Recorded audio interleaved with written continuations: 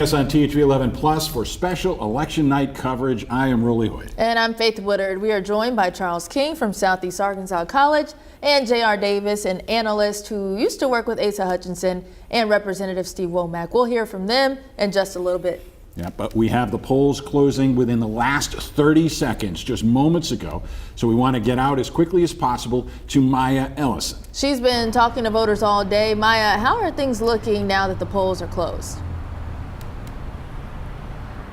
Yeah, well, with the polls closed, I want to reiterate, and we keep sharing this message throughout the day, but it is very crucial to know that if you find yourself in line right now, please stay in line. You are still able to vote, to cast your ballot, to make your voice heard in the state of Arkansas. And throughout the day, we caught up with some voters. They shared nothing but great news about their experiences today. For some, whether that would be voting for the very first time or voting since the 80s, it's all the same experience for them. They had nothing but great things to say about different ways of going in, making their voices heard. One man earlier told me that he messed up on his ballot and was able to get assistance from the poll workers at his designated precinct. So once again, with the polls closed, we will continue to watch as those voter turnout numbers come in, as I'm standing right in front of the Pulaski County Election Commissioner's office, where later I will go inside, kind of get some more information to be able to hear more about voter turnout today for Election Day. And once again, make sure you all stay in line. Do not leave the line. Back to you, Faith and Rowley. All right, Maya, thank you very much. A very important call just made here in the last few minutes, not unexpected. As the polls officially close, Donald Trump will be the winner of the 6 electoral college votes here from the state of Arkansas. And not truly a surprise there. I mean, something that we kind of anticipated just with the history of Arkansas and how things have kind of gone in the last couple of years. So, yeah. What'll be interesting to see, gentlemen, is what the vote margin will be eventually. There are a couple of benchmark numbers that Governor Huckabee Sanders has reached and that Mr. Trump met back in 2020. So we'll be looking for those, perhaps for some sign markers for other parts of the country, perhaps, of whether there's any resistance to him coming back at this point. Yes. Yeah, absolutely. I mean, I expect him to perform well again here in Arkansas. I think you saw the uptick in 20. I think you'll see something similar to that in 24. Talked to a friend of mine over at the party today, Republican Party, and they expect the numbers to be similar for Republicans in a presidential year. So that's what we're seeing. But early vote across the state has been impressive of late. I think that your point was very, very important. If there's a margin of difference, it says that things are slowly turning statewide in Arkansas. And I think we'll see a little of that tonight. We will keep an eye on those numbers as they come in. We have word that over on a couple of blocks from us here in downtown Little Rock, a cheer went up at GOP headquarters. Hi, Rolly and Faith. Good evening to you. Yes, I'm at the Republican headquarters here in Little Rock, Arkansas, where, as you can see behind me, there's a watch party going on, but most of the action is happening behind the camera. The doors open tonight here at 6, and people have just kept on coming in. I don't know if you can hear them in the microphone at all, but it is pretty crowded in here. Good turnout. So tonight, I will be talking a lot about Representative French Hill in the 2nd Congressional District race, but I'm not just focused on French Hill as well. I'm talking about the other 3 representatives who are up for re-election. We're talking about Rick Crawford running for the 1st Congressional District, Steve Womack for the 3rd, and Bruce Westerman running again for the 4th Congressional District. Now, something else to note about this election cycle, this is the first U.S. congressional election since redistricting, essentially meaning that Pulaski County is now divided into District 1 and 2. Now, to give you guys a little bit of backstory about Representative French Hill, even though you probably are familiar with him by this point, he has been in office for nearly 10 years now. He's a native Arkansan, and he's represented Arkansas's 2nd Congressional District since 2015. He was elected back in 2014, and if he wins this tonight, this will be his 6th term. We do plan on hearing from him a little bit later, about an hour and a half or so we will bring you the latest once we do talk to him. He originally got his start in banking, too, just to give you a little bit of background info there. Before his congressional service, he founded Delta Trust and Bank and worked there for 15 years. He's really big into economics. He's up against Democrat Marcus Jones tonight, and our Rebecca Brown is covering Marcus Jones, his side of things, the Democratic Party in North Little Rock. Rebecca, I'm going to send things over to you. What's happening where you are? Thank you so much, Brooke. Yeah, I'm at the Democratic Party of Arkansas here at the Wyndham Riverfront Hotel in North Little Rock. And just like you said, Brooke, it's a great turnout already. We have a lot of candidates already in the room. And our primary race that everybody has a lot of eyes on is the United States Congress for District 2, which is Marcus Jones. Just kind of like Brooke mentioned, what he's going against French Hill. So a little bit about Marcus Jones. He's a veteran, has been veteran for over 3 decades now. He recently retired last year back in September. And now he has taken an interest in the political field. A lot of topics that he is looking forward to bring up tonight in his campaign trail is about inflation, fair wages, good schools, healthcare, and women's rights. A lot of topics that we are also interested in to know more about, because in our THV11 survey, 94% of you guys were very interested in those topics and to learn more about these candidates. Well, he's not the only one up today for a big race. We also have District 1, which is Rodney Govins. We have District 3 with Caitlin Draper. And also, sorry guys, I got some notes over here, District 4, Rozzy Howard. We also have State Treasurer John Pagan, who was up against our soon-to-be former Secretary of State, John Thurston. So a lot of big races here, a lot of big names. We're just going to keep our eyes on this closely and for everyone to just kind of keep up with. I'm sending it back to you, Faith and Rowley. All right, Rebecca. Just in talking to and hearing from Rebecca and Brooke, we have some, candidates who have some ties, military ties, and, can we talk a little bit about how those military ties play into, potential voters and that comfortability and familiarity with, some of them? I think that was key to getting Jones into this race, and what could have been the tightest. As a veteran myself, I have to say that I really appreciate how the American voter over the years have always respected the military service, and to find someone like Marcus Jones to run, though he may not appear to be successful tonight, I think that as we move forward, it's candidates like Marcus Jones and others behind him who will eventually come back and turn the state blue. Yeah. The first early votes are the first things that drop on the Secretary of State's results line. So if any of those are any indications, there are some signs of progress perhaps for Democrats. But of course, we know these are early votes taken over the past 10 days or so, and a lot of them are concentrated in heavily Democratic areas. So we'll take these numbers for what they are. We expect them to change over the next couple of hours. Yeah, absolutely. And plus, look, there's so much talk about early vote and what that means for both parties. I think in the past, Democrats have taken a lot of pride in early vote, and they think that means a whole lot for their turnout. I think Republicans here in the state of Arkansas are trying to prove something this cycle. We've seen a lot more early vote from Republicans. I think really since the pandemic, in 20 to 4 years later, you're seeing sort of a difference there. So we'll see what those look like when election day votes come in. We start seeing those. But I think that's a pretty good number for Republicans from the last 2 weeks as well. So. All right, thank you. Now, we're not even just talking about candidates tonight. There are also a lot of hot button issues that we're following, ballot issues. So we want to head now to THV11's Carter Thweed, who is taking a look at particularly issues on the ballot, particularly issue 2. Carter, what can you tell us?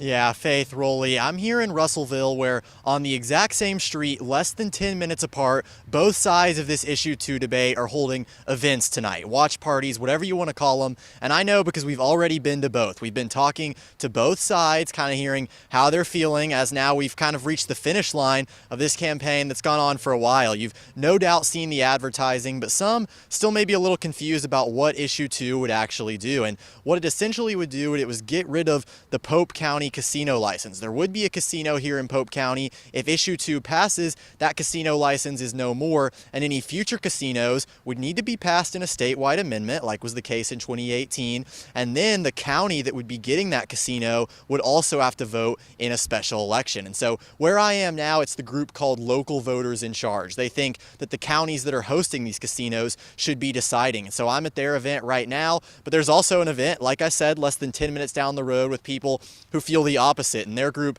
is called Investing in Arkansas, and they think that the benefits this casino would bring are just too many to get rid of. The economic benefits and other things they say it would bring to Pope County, and so them being so close together tonight really just emphasizes the county feels divided, some in favor, some against, and it's going to be very interesting to see. Again, it's not just the county voting tonight, it is the entire state deciding the fate of this Pope County casino and issue 2, and so we'll probably be bouncing back and forth between these events tonight, talking to both sides, hearing how both parties are feeling in the lead up to this thing. Of course, we'll let you know any results as they come in for that, and for issue 1. We'll be looking at issue 1 as well. It's not quite as controversial, maybe. You probably haven't heard as much about it, but we'll be following that as well, letting you know the results. And so for now, though, in Russellville, I'm Carter Thweet, and Faith and Rolly, I'm going to send it back to you. Carter, thanks so much. I've been struck by how the most contentious issue in Arkansas tonight sounds like a high school football game between two Oklahoma schools. It's Cherokee versus Choctaw. We'll see whether there's a mercy rule by the time we get to halftime. Yeah, and Rolly, we talked about this earlier. I mean, it's still the confusion. I talked to people today. Yeah. I talked to family that asked me which way they should vote. And I'm like, so if I vote yes, it means no. If I vote no, it means yes. And I think there's a lot of that confusion going on throughout today. And again, there's been a lot. If you go to the polls, most likely you're excited to be voting for the president of your choice. A lot of money was spent. Lots of money. No clarity was made. Yeah. Exactly. Lots of money, no clarity for sure. The early votes for this are right up in the air, like as we expected, 48 to 51%. Right now, against, which would keep the casino in Pope County, is with a slight lead, but just 104,000 votes registered in the state Secretary of State's results page so far. That is likely to change. We're not sure how much it's going to change in either direction.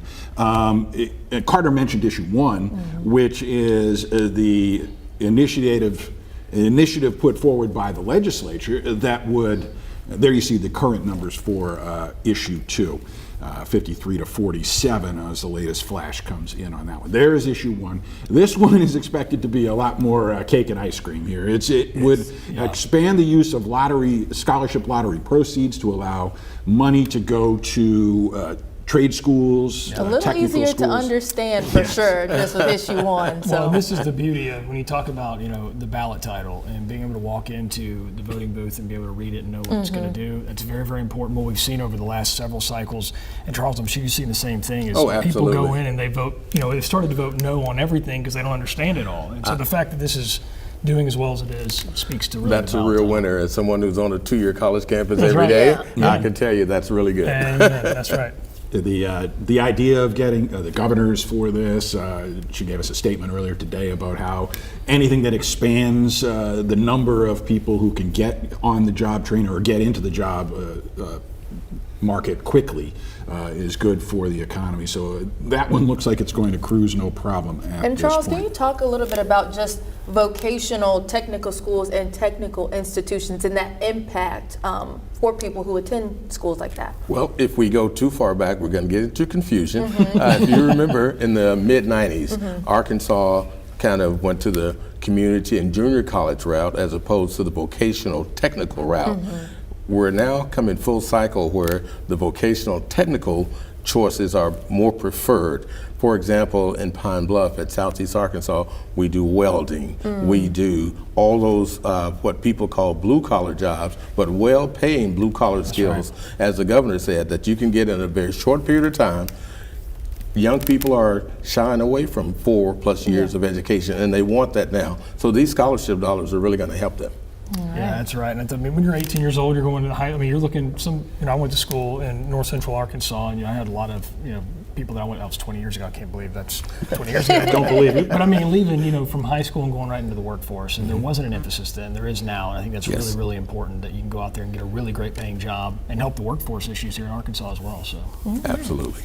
So that one appears to be cruising at this point. We know issue 2 is going to be contentious. We'll have a close eye on that as we go through. Locally, we are expecting several contentious issues as well, particularly in Little Rock. There is a sales tax proposal, a pair of them actually, that would raise millions of dollars for infrastructure in the city. Mayor Frank Scott Jr. is not on the ballot this year, but boy, has he been out campaigning. Yeah, let's go to THV11's Ashley Gowan. Ashley, what can you tell us just in terms of following the sales tax? Guys, we just got the first unofficial results in, so I can tell you kind of what is trending right now before we get the next round of votes in. These are just early votes in Pulaski County, so people in Little Rock who voted for the Little Rock sales tax proposal increase. For those of you who don't know, there were 2 issues on the ballot for the sales tax proposal increase. Both of them, it looks like people have voted against the sales tax increase. Both of them are around 55% of early voters saying no, they don't want a sales tax increase. They don't want to put money towards those capital improvements that the mayor had pushed for so long, including through his first term. This isn't the first time this was on the ballot. So again, we're seeing voters trending to say no, they don't want it. But again, it's really early. We still have a long way to go before we have those final results. Now I'm looking at 2 city director races as well. The first one is the at-large position 9. That's against Jordan Thomas and Director Antoine Phillips. Right now, Director Antoine Phillips is at 58% voters. And then we're looking at another race, at-large position 10. That's against Director Joan Adcock and Blake Tierney. Very close race. I'm actually quite surprised because if you know Director Joan Adcock, she's been in her seat for 30 plus years. She's never been usurped from her seat. And right now, Adcock is at 45%, Blake Tierney is at 43%. So that is a race I will look closely at to see what those results are as we keep seeing votes come in. So quite the excitement right now in Little Rock. I will keep you updated as we get those results in later tonight. All right, Ashley, thanks so much. Now, let's see if we can start with, the easy thing first. Let's start with sales tax and money. Obviously a lot of people initially we're seeing a little bit of pushback just in terms of the sales tax and opting in for it, even though, according to our notes, $650 million could be generated from it. But I think, for the average person, I mean, what do you feel like they're feeling out there? I mean, I think one, it comes back to some ballot confusion too. You're voting on 2 separate taxes. One has a sunset, one doesn't. I mean, it's just that confusion, I think, again, at the ballot. And again, most I would say most Arkansans, most residents in Little Rock, when you look at a tax increase, I think you're hesitant. I think the mayor has been working really, really hard on this. I think that laying out the vision of what this could mean for Little Rock is a really big deal. But at the same time, we're living in a time everything's a little more expensive. I think that's definitely going into people's minds as they go into the ballot box. I think we might need to watch that as the night goes on, because you have to remember that there have been very few times in the past that most of the city directors, the police, and the firemen were all on the same page. And in this one, they are. And they're led by the mayor, as JR said. And the mayor's worked very hard. I think those numbers are going to come in late. That's going to tighten it up and hopefully, or maybe even switch it in the other direction. Yeah, this is a real chance to sort of test the popularity of the mayor. You got to figure the Democratic Party's looking for high-profile, popular candidates for the future. He said nothing about what he might run for, other than taking charge of Little Rock at this point. But he's taking on this Don Quixote-like crusade to try and get these sales taxes passed. And I wonder what it says about his popularity, whether this might just be too tough a load of water to carry at this point. I think that the mayor's popularity is intact. This won't impact him, I think, in the long range. Taxes are a very funny thing.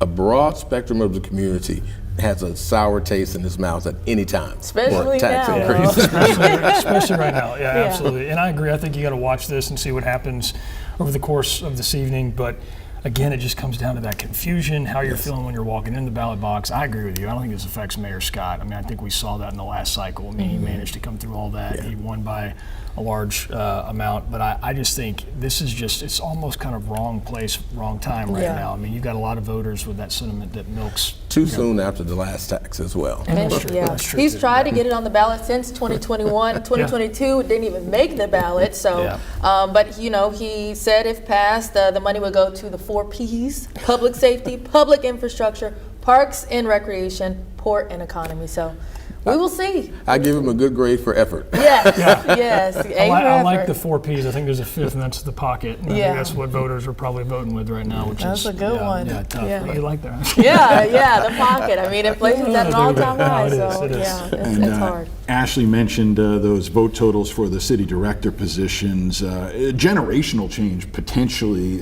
with Adcock perhaps facing one of the toughest challenges she's had in all her time on the board. But the numbers we have are early votes. There's no day of election numbers in yet. So again, very early on, there could be tens of thousands of votes still yet to come in that.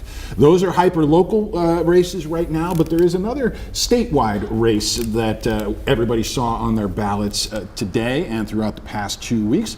That is for the Chief Justice of the state Supreme Court. Hey there, Rolly and Faith. Yeah, so I'm live here outside of the Arkansas State Supreme Court as Justice Karen Baker and Justice Rhonda Wood are vying for that top seat of Chief Justice for the Arkansas State Supreme Court. Now let's talk about what brought us here. Back in the primary in March, Justice Baker and Justice Wood were the top two that came out of that race. So this is the runoff in the general election. And of course, during a general election is whenever we tend to see more voter turnout. People are coming out excited to vote for their next president. But these local races matter just as much because they're going to impact you directly. Now, talking about what this seat they're running for, it's Chief Justice. It's basically the CEO of the state Supreme Court. They're going to handle the budget, the more than 400 employees and staff that they have here at the state Supreme Court. And so if you do follow the justices closely, you're wondering, so who's going to best do that job? Because this is a nonpartisan race. They're not affiliated with any specific party. So that's a big thing to pay attention to as well.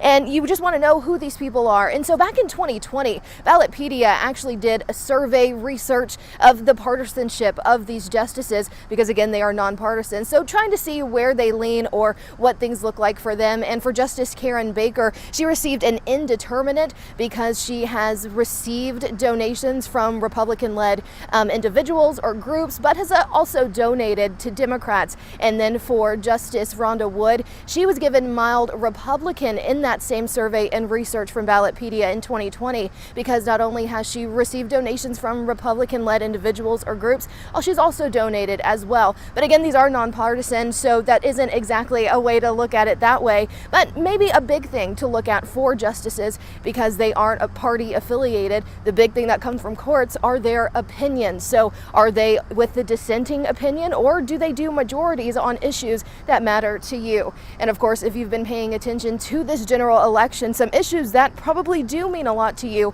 you will see on your ballot. Of course, we have issue 2, which you can vote for or against, but issue 3, you also see that on your ballot, but you can vote for or against. But at the end of the day, those votes, whether they've been casted already or if you're still in line because you got in at 7:30, those votes for issue 3 will not count because that came from the Arkansas State Supreme Court. They ruled that that would not have to be, that would be on the ballot, but votes would not count. And so those are the 3 issues on your Arkansas ballot, and there could have been 4 because issue 4 would have been that proposed abortion amendment. And that's a big thing whenever talking about these 2 justices specific for this Chief Justice race because one justice, Justice Rhonda Wood, she wrote the majority opinion for why that is not on the ballot. And Justice Karen Baker, she wrote the dissenting opinion for why it probably should have. Now, that is the 2 differences right there if that issue matters to you. But at the end of the day, no matter who wins this race, it is historic.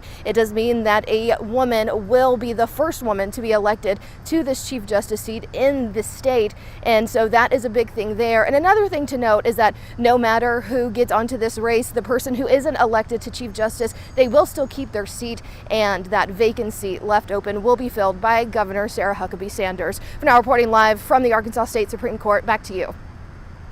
All right, Michaela, thanks so much. They get to keep their jobs, and actually, this race compared to a previous last couple of cycles, where a lot of money got spent out of nowhere, some would say dark money or the different types of PACs, but this race seemed a little more cut and dried. because of the positions that they took up during this past summer on the initiatives. Well, yes, and I'd go back to even the primary. Again, it's just one of those races where there's just not a ton of resources to get your message out. Then if you do have money to get your message out, with nobody did, it's like, what is your message as a Supreme Court justice? You know, you can't talk about a whole lot of things. And then I think it's, ballot position and ballot, how Arkansas State Supreme Court versus Arkansas Supreme Court. I mean, it's all this sort of nuanced stuff that I think does make a difference. And I think we're seeing that right now with Karen Baker spending zero money, being nowhere and still tied right now. Well, I tell you, first of all, if they wanted clarity, they should have brought Michaela on their side. She just she did a fantastic job explaining what none of us understand. Yeah. So that was really great, I think. No, absolutely. And look, I've said this before. I mean, I won't be surprised one way or another. I think I've seen more from Justice Wood in her campaign. There's been more resources. I think she's focused it on Northwest Arkansas. I've seen nothing out of Justice Baker, but she's been an anomaly since going back to last cycle when she won in a big way in the general. But she hasn't been out there. She doesn't spend any money. There is no campaigning. But again, I really think it comes down to something as small as ballot positioning and going back and forth between, she has Arkansas State Supreme Court Justice, Justice Wood has Supreme Court Justice. It's just, it's nuance. So. All right, thank you, JR. Now we do want to pause and take a second because we do want to cut into broadcasting just to go to our traditional programming just for a bit. But again, we'll be here right back after this short cut in with more on Election Central from THV11 Plus.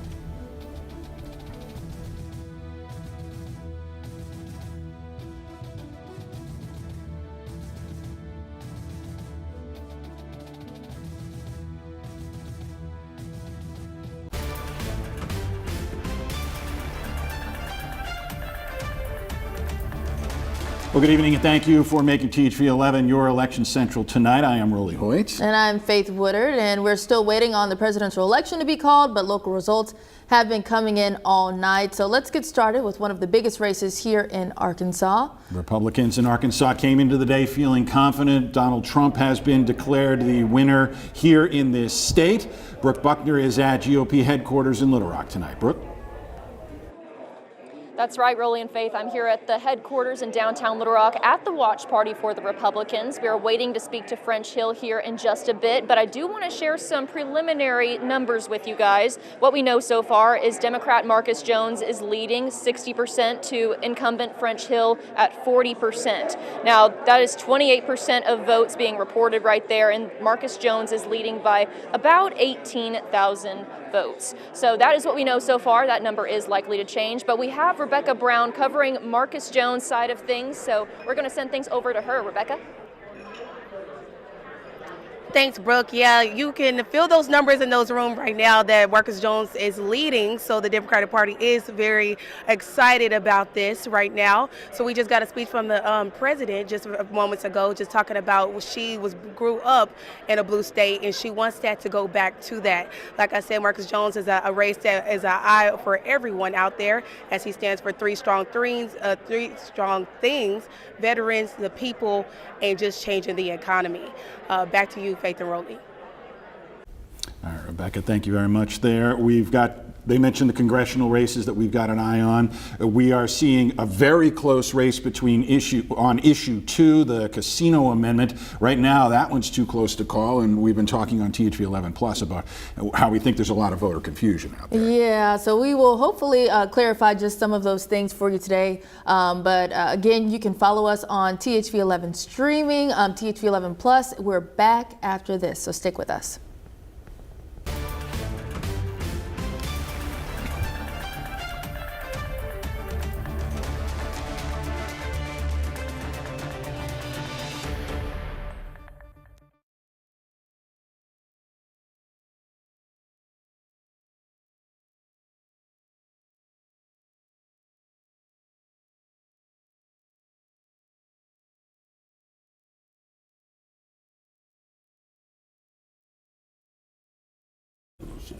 I mean, you're going to have...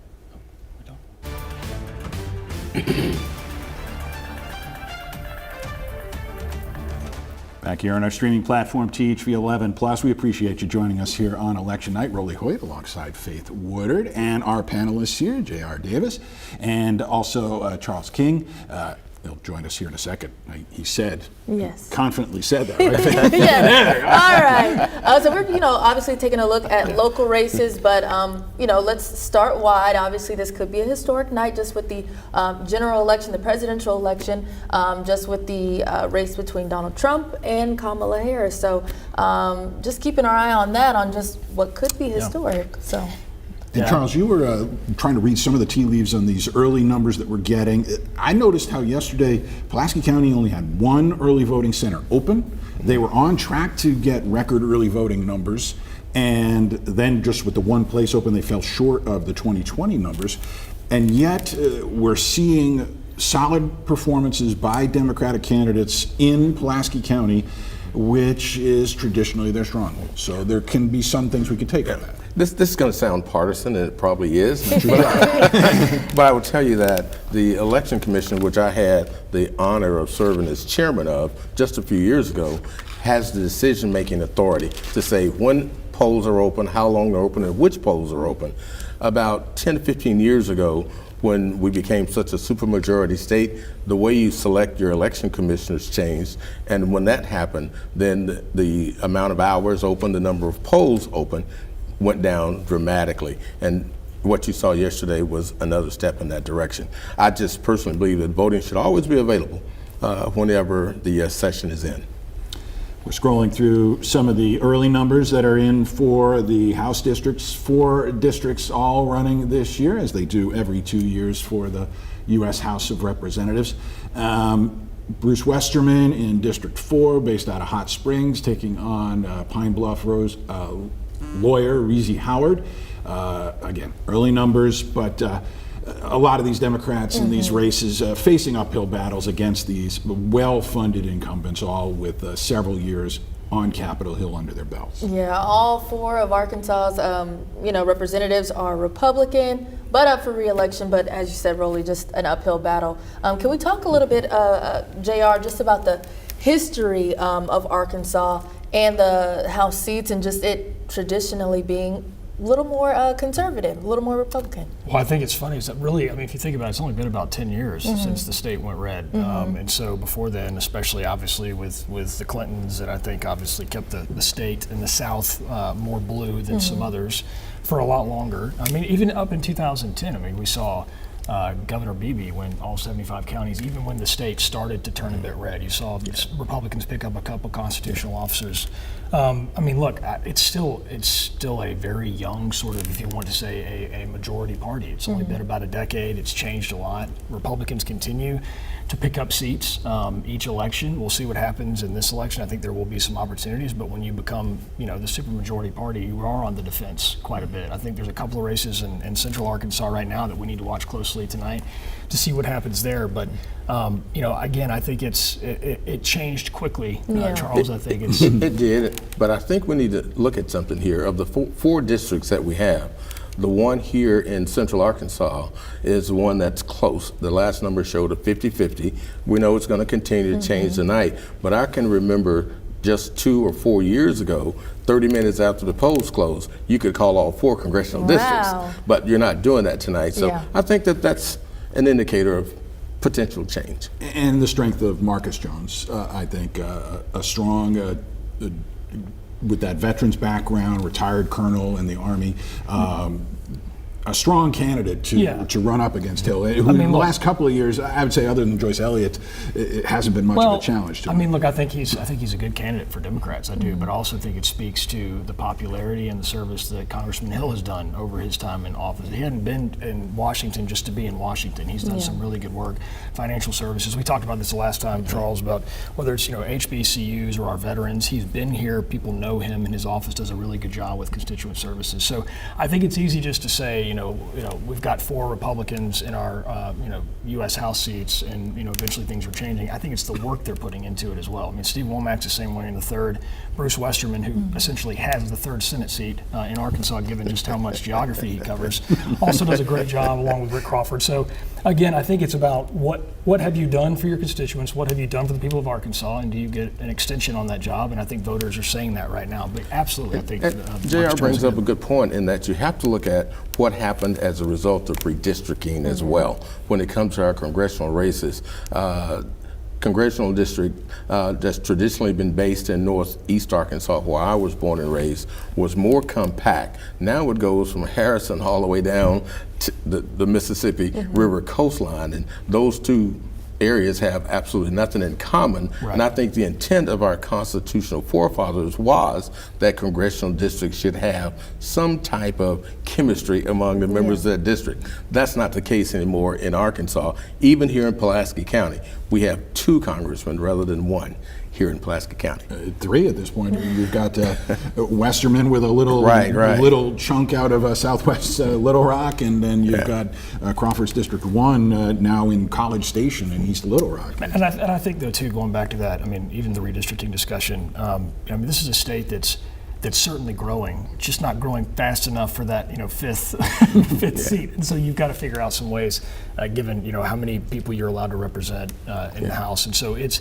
getting that way in Arkansas. I do think eventually, we'll see what happens in the next 10 years, but I think it's going to be interesting over in northwest Arkansas. Yeah. The state is growing. The people that are moving in northwest Arkansas are not your traditional southern conservative people. The corporations over there are bringing people in that are a little bit more open to opinions, and I think that as we see this slow but sure shift back in the other direction, northwest Arkansas could possibly have a blue seat when it never would have been imagined 20 years ago. Look, and I'll say, Northwest Arkansas, I think it's hard for any party to maintain the power over a sort of metropolitan area. It's growing. It's one of the fastest growing areas in the country. I think at one point it was 26 people a day moving in. So it's continuing to grow.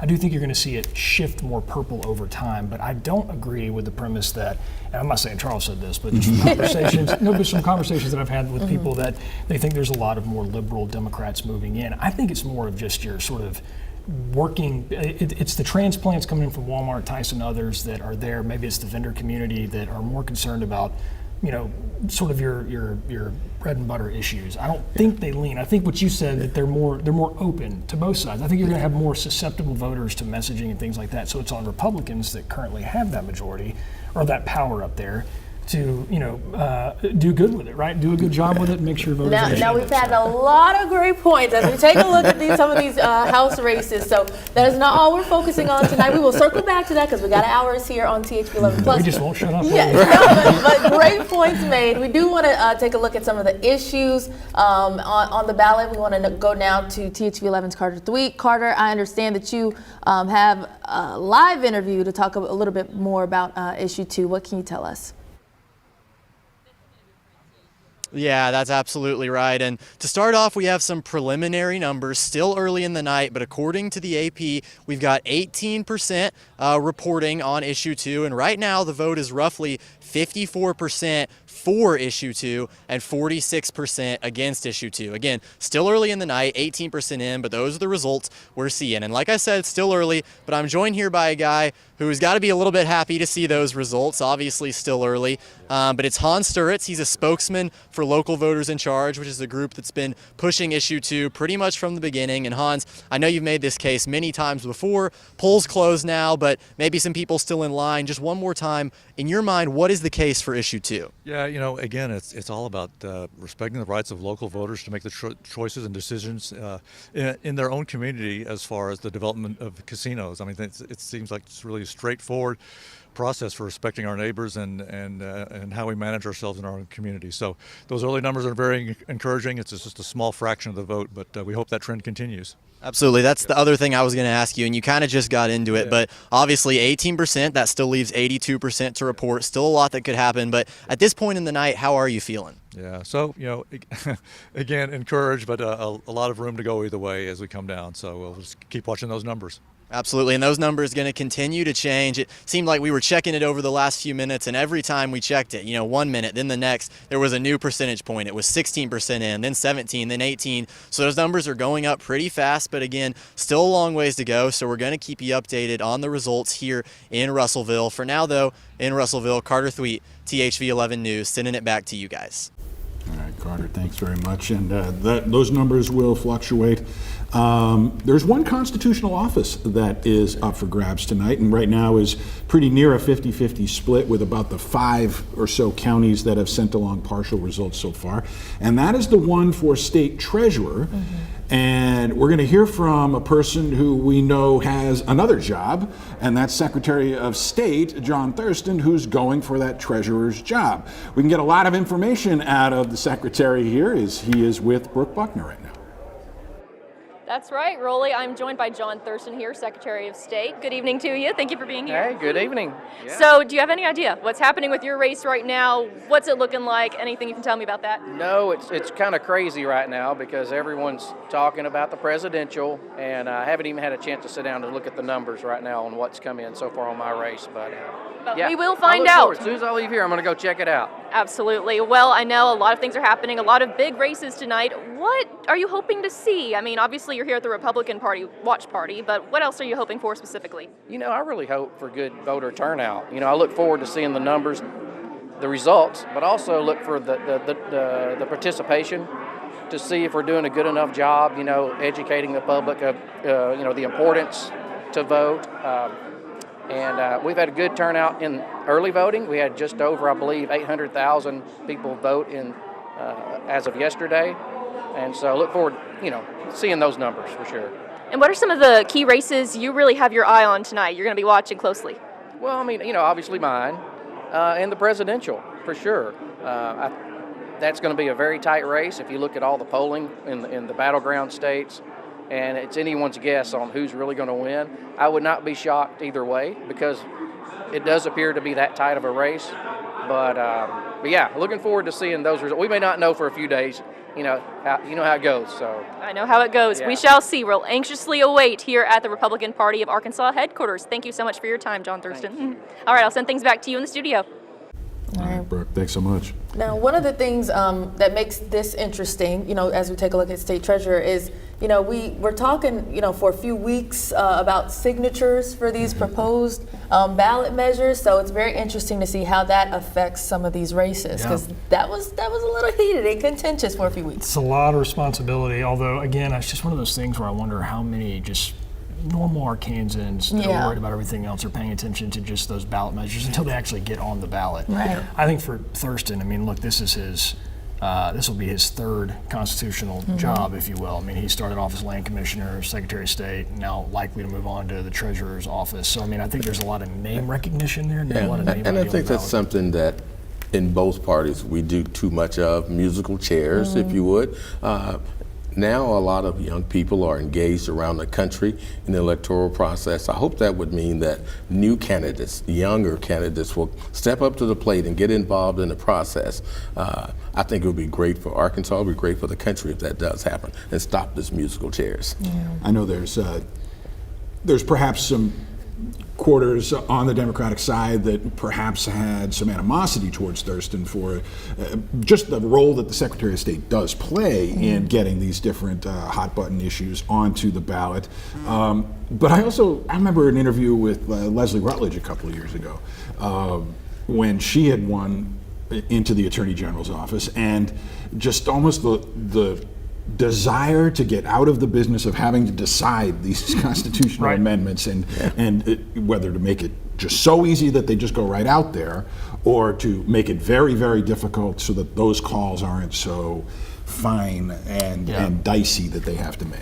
Yeah, I think this too, there's been a lot of legislation too over the last, 23, there was a lot of legislation passed that had to do with canvassers. And look, there was, essentially you could bus in, a group of outsiders to pay them so many, for per signature. It was very convoluted. I think there were good, strong measures put in place. I think both sides are trying to get used to that a little bit. And I think one of the issues was basically following the letter of the law, where you had the actual responsible party being the one that, so it's like all these little bitty things, but we have seen it in the past elections where the AG and the Supreme Court and it gets involved, and it's not necessarily a fun position to be in, because either you're upsetting people or special interests or whatever it might be. Yeah. It's just A long time it's been keep the people confused. It's to the advantage of the politician. So.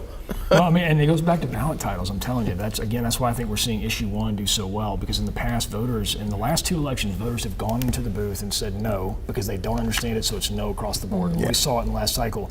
Issue 1, it's just very, very clear what it does. And I think it's important for things to be, very clear when you walk in there, because you may not have the resources. Now, granted, this time, issue 2 had plenty of resources. It's just really confusing. And we've asked people at the polls, or even gotten comments for people just saying, "Can you explain this to us? We're a little confused." So we've put together an entire THV11 voter guide just to kind of help, some of the issues and explain it, because it's just that confusing. How we got a late decision on the issue that's not on the ballot, which is abortion, but we got a similar timing of a decision on issue 3, yet it's on the ballot, but it's not counting. It's not counting, It's just more and more confusion. I mean, 6 months ago we sat back and I thought there would be more issues on this ballot than we've seen in a very, very long time. I mean, there was FOIA, I think there were 2 different ones on that.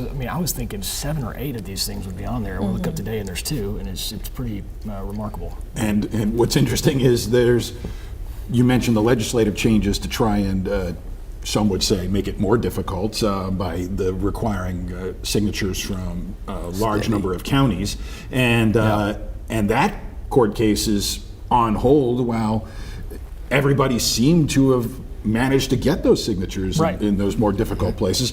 And there was a time probably around May and June when the Learns Act, the folks who were trying to repeal that, were all circling around, and you're right. The Learns Act, and you're exactly right, Rolly. And but I don't think. Some of these measures, some people say it's hard. It's an obstacle for the people to get things on the ballot, and I don't. I think it's been too easy to get things on the ballot, and not just the people. I think it's special interests coming in. Let's be honest. Was it 2018 with the casino ballot, which got us into this in the first place? That was written into the Constitution, where you were basically picking a county, whether they wanted it or not, to put a casino there. I think getting the certain amount of signatures in multiple counties and whatever the threshold was, it's getting more state buy-in. I think that's important, but maybe there's a balance there. But it's been really easy. I'm not sure that it's too easy to get a ballot on an issue on the ballot. What I think the problem is that's when voters can say, "I've had enough. My elected official is not listening to me. I want to put this issue on the ballot. My neighbors want it on the ballot," and you get it. I think the confusion starts when whatever they say, because they should work with these determining people along the way to get the language okay, so it won't be confusing. So I think that some of our elected officials are failing the public when they don't get it clear from the beginning. I will say, if you have money, it is very easy to get something on the ballot. Yes. And I think that's the problem. Yes. Now, and casinos have the money. Now, one of the things, I hear they give it away. Well, taking a look at issues, abortion is on the ballot in 10 other states, just at the national level. So we can expect that to be a national conversation, as we watch the night. But we do want to take a look nationally at the presidential election and get some of those results as they come in. Right now, taking a look at Arkansas, it appears Donald Trump is leading right now and could be the projected winner of Arkansas. Yep, 59%. Again, we're keeping an eye on whether or not he gets closer to that 2/3 or that 3-2 margin. Might be difficult. Even Governor Huckabee Sanders in her landslide a couple of years ago wasn't able to get close to that. But it does fit what we've seen over the last hour in terms of momentum. Hopefully you're watching us here on one device and you've got your other devices on the national race right now. I'm sure you do. But looking at some of the calls that are made, that right now former President Trump has, by one account, 194 electoral votes. He has swept across the center of the country, not unexpectedly, including in Texas and Arkansas. The states that remain, the battleground states that everybody is going to be looking at, the blue wall states of Pennsylvania, Michigan, and Wisconsin remain too close to call. An early lean for Wisconsin at this point towards President Trump, but that is a state that has really swung progressive here in the last couple of years. I think they had a couple of a Supreme Court case that was decided basically with abortion at the center of that. Florida has gone, it appears completely red, and they had an important abortion amendment on their constitution, which I believe, somebody check me here who's got a better internet connection, I believe that one went down to defeat. But we will be keeping an eye on all of those abortion questions as they roll around the country. But again, we were keying on those numbers, whether we think more votes will come in tonight for President Trump here in Arkansas. That'll give us an idea of what we expect. I think it's interesting with, I mean, obviously you've got Governor Sanders, who's a very popular governor here in the state. She also has a name ID that we haven't had as far as a governor in a long time, as far as before they go on to do something else, right? She's been on the trail with former President Trump. She's been on the trail with J.D. Vance. I think she's only going to sort of lift those numbers, I think, for President Trump here. He's not going to need a lot. He's very popular here in Arkansas among Republican voters. I think you're going to continue to see that. But, man, across the board, I want to mention just one very interesting thing. We talk about polling. There's polling everywhere. Everybody has a poll. No one wants to go out on a limb on anything, really. But what's interesting is there's a couple of you may have heard of Kalshi, which is the first company that you can actually bet on elections. Right. I mean, Trump right now is at 70% on that. And I always find that very interesting on Polymarket too. He's doing really well. So basically people are putting money on these presidential candidates. And I just thought that's fascinating to kind of see the separation right now. And is that any indication? Probably not. But we have a poll for everything, and that's just really interesting. I'm a fan of going to the racetrack. Sometimes the smart money's not so smart. But that's true. But it's interesting how fast. I mean, it's 70-30 the split just within the last hour.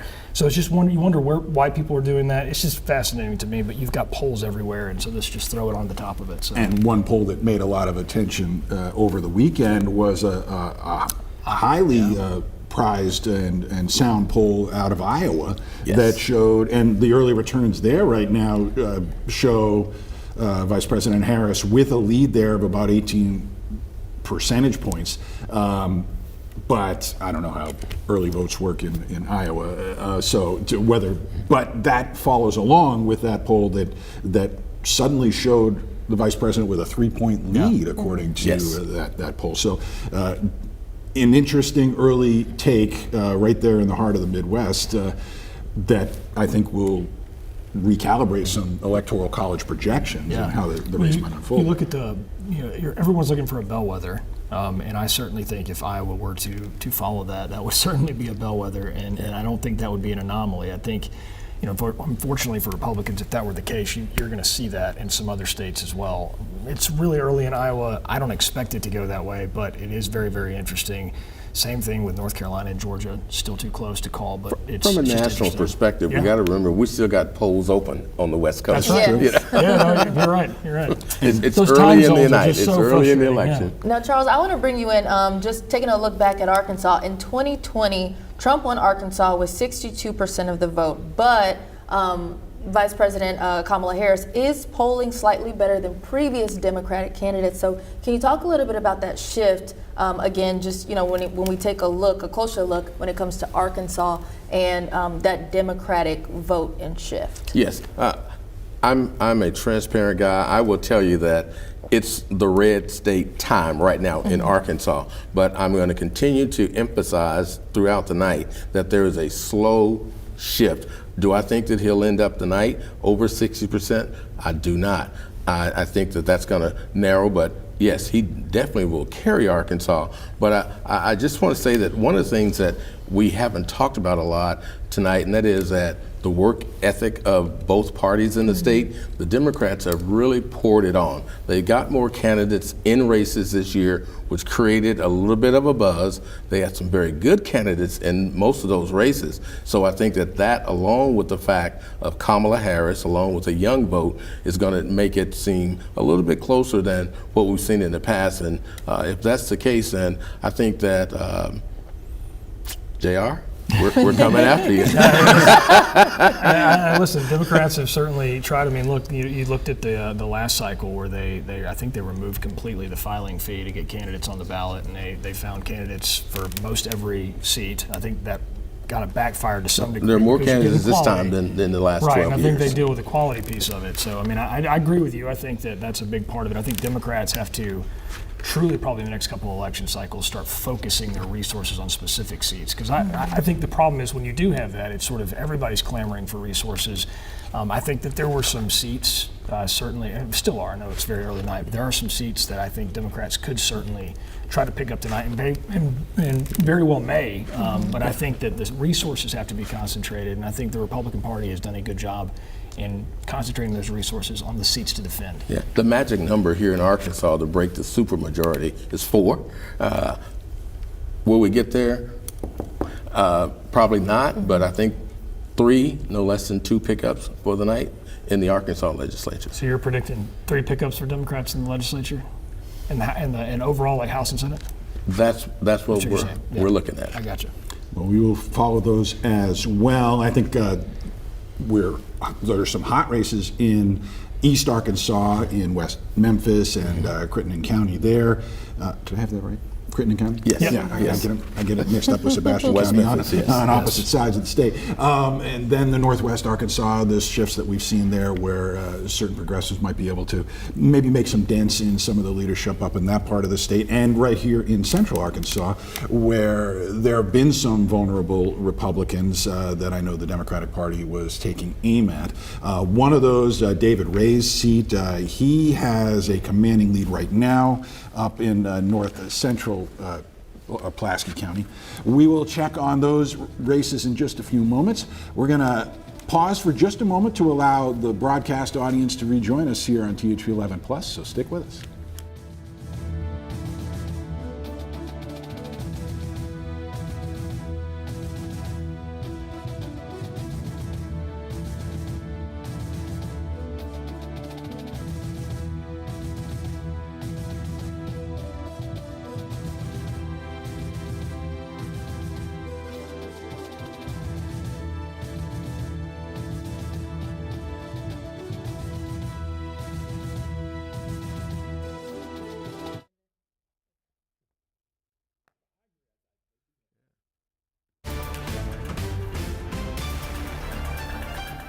Thank you for continuing to join us tonight here on THV11, and if you're joining us over on THV11 Plus as well.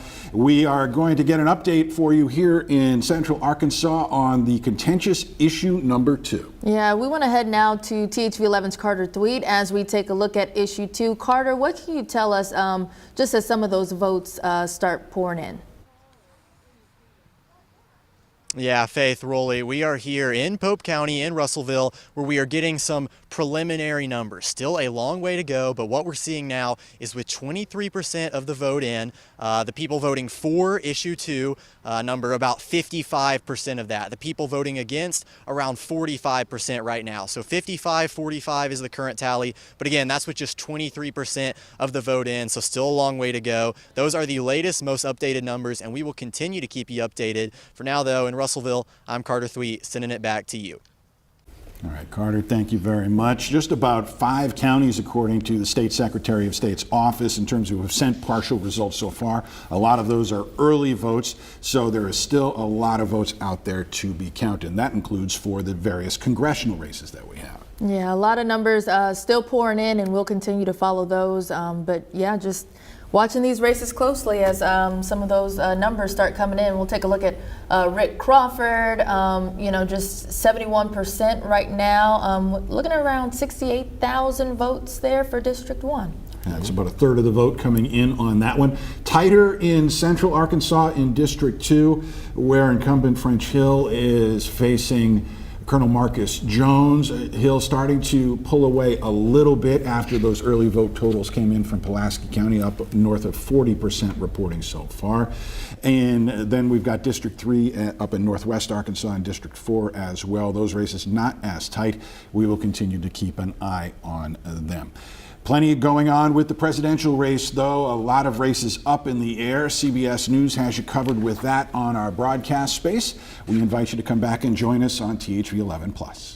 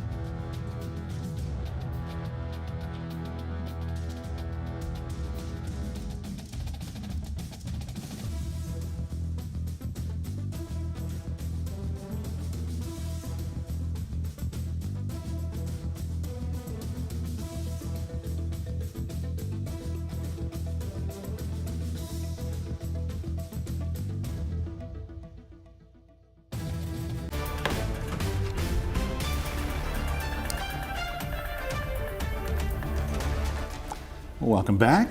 Here on our streaming platform, THV11 Plus, Rolly Hoyt alongside Faith Woodard as we continue on here on election night. We've been focusing a lot on the issue 2 vote. That seems to be the one that's most contentious, most confusing, it would seem. Right now, those numbers with the 4 issue 2 starting to pull ahead. Remember, that would be the one that would take away the Polk County casino license and put everything back to square one when it comes to building another casino in the state of Arkansas. Yeah, we're following some of the House races as well as Supreme Court races, and so we're going to throw a lot at you tonight, but we have some of the best analysts here to break it all down for you and just make it a little plainer. But obviously, we're going to cover a lot of the things that you guys said was important to you. So we did a THV11 survey, and we want to go over some of those results. Education, infrastructure, healthcare costs, and economy all received over 94% importance when it came to some of our viewers. So we know those are some of the, points that a lot of the candidates are focusing in on. And education got very local, as it always does, this past legislative session and the last year and a half, basically, with the passage of the LEARNS Act. There were efforts across the state to try and put some teeth into accountability in that law, that sweeping education law, and some efforts to flat out repeal it, or at least put it on hold until voters could address it. None of those really got past the starting line, but there was a chance tonight in a couple of these local races, Charles, to see whether or not there would be any blowback, both for or against, to those who were opposed to it or those who were trying to reform it in some way. It's still early to get those numbers, but how much of that do you think that factored into the way the Democratic Party approached these local legislative races Well, this year? I think there will be a big fight on the LEARNS Act as long as there is a LEARNS Act. If my memory serves me correctly, after the first year, approximately 92% of the families that received the state money to send their kids to private school were already in private school. And the second year, that number dropped very, very little, down to 88%. So it's not really helping parents make a better decision, because there's so many other pieces behind that it's not just getting a voucher to pay the upfront costs. It's a lot of the in the classroom situation. I will say on the flip side of that, I mean, there was a poll that came out earlier this year, or not more than maybe a month ago, that talked 65% in its popularity with the voucher program, that parents can choose where they want to send their children. And I think, look, I think if you're, I'm a fan of school choice. I know that there's talk of, what it does to public schools, but at the same time, I think parents do deserve that choice where to send their kids, not just here in the capital city, but whether it's Northwest Arkansas or Northeast. If there is a failing school somewhere, a kid should not have to be trapped in that. And I think that's the whole point of this. Now, it also breeds competition. I think that's really, really important with our public schools versus charter versus private. I think if there's an opportunity there, and I'm not just talking about, I know it's a very divisive issue here in Little Rock, but I mean across the state. Well, outside, Arkansas is a rural state primarily. The voucher issue doesn't discuss the issue of transportation costs. We're a working state, a blue collar working state. It doesn't deal with the issue of child care and lock key kids that it creates. All those issues were not addressed, and they would be very hard to address. But what we do know is that even though a poll may say 65%, 88% of those who are taking advantage of it were already in private school. Well, I will say this though too. Again, you go back to the transportation issue. I don't think LEARNS is perfect, and I don't think the governor believes it's perfect. I think it continues to have to be nuanced. I think there's going to be legislation, maybe even this session, that sort of tightens it up a bit. I don't know, but I just know that this is, Arkansas has been 48th or 49th in education for years and years and years, and I think there had to be something that changed. And I think so much of LEARNS is focused on just the education freedom accounts, right? But there's so much more to it. We talk about the literacy coaches, we talk about the teacher pay, we talk about the broadband networking piece, the school safety aspect. It was a very large bill, and it did a lot for the education here in the state of Arkansas. I think parents recognize that. To your point, Charles, I think there's things that need to be done, probably, and especially as they get more data back. And that's what you do. You have to take something and tinker with it until you get it to where you want it. And so I think it might be difficult to do in some areas, but I think it's certainly doable, and I think parents recognize that.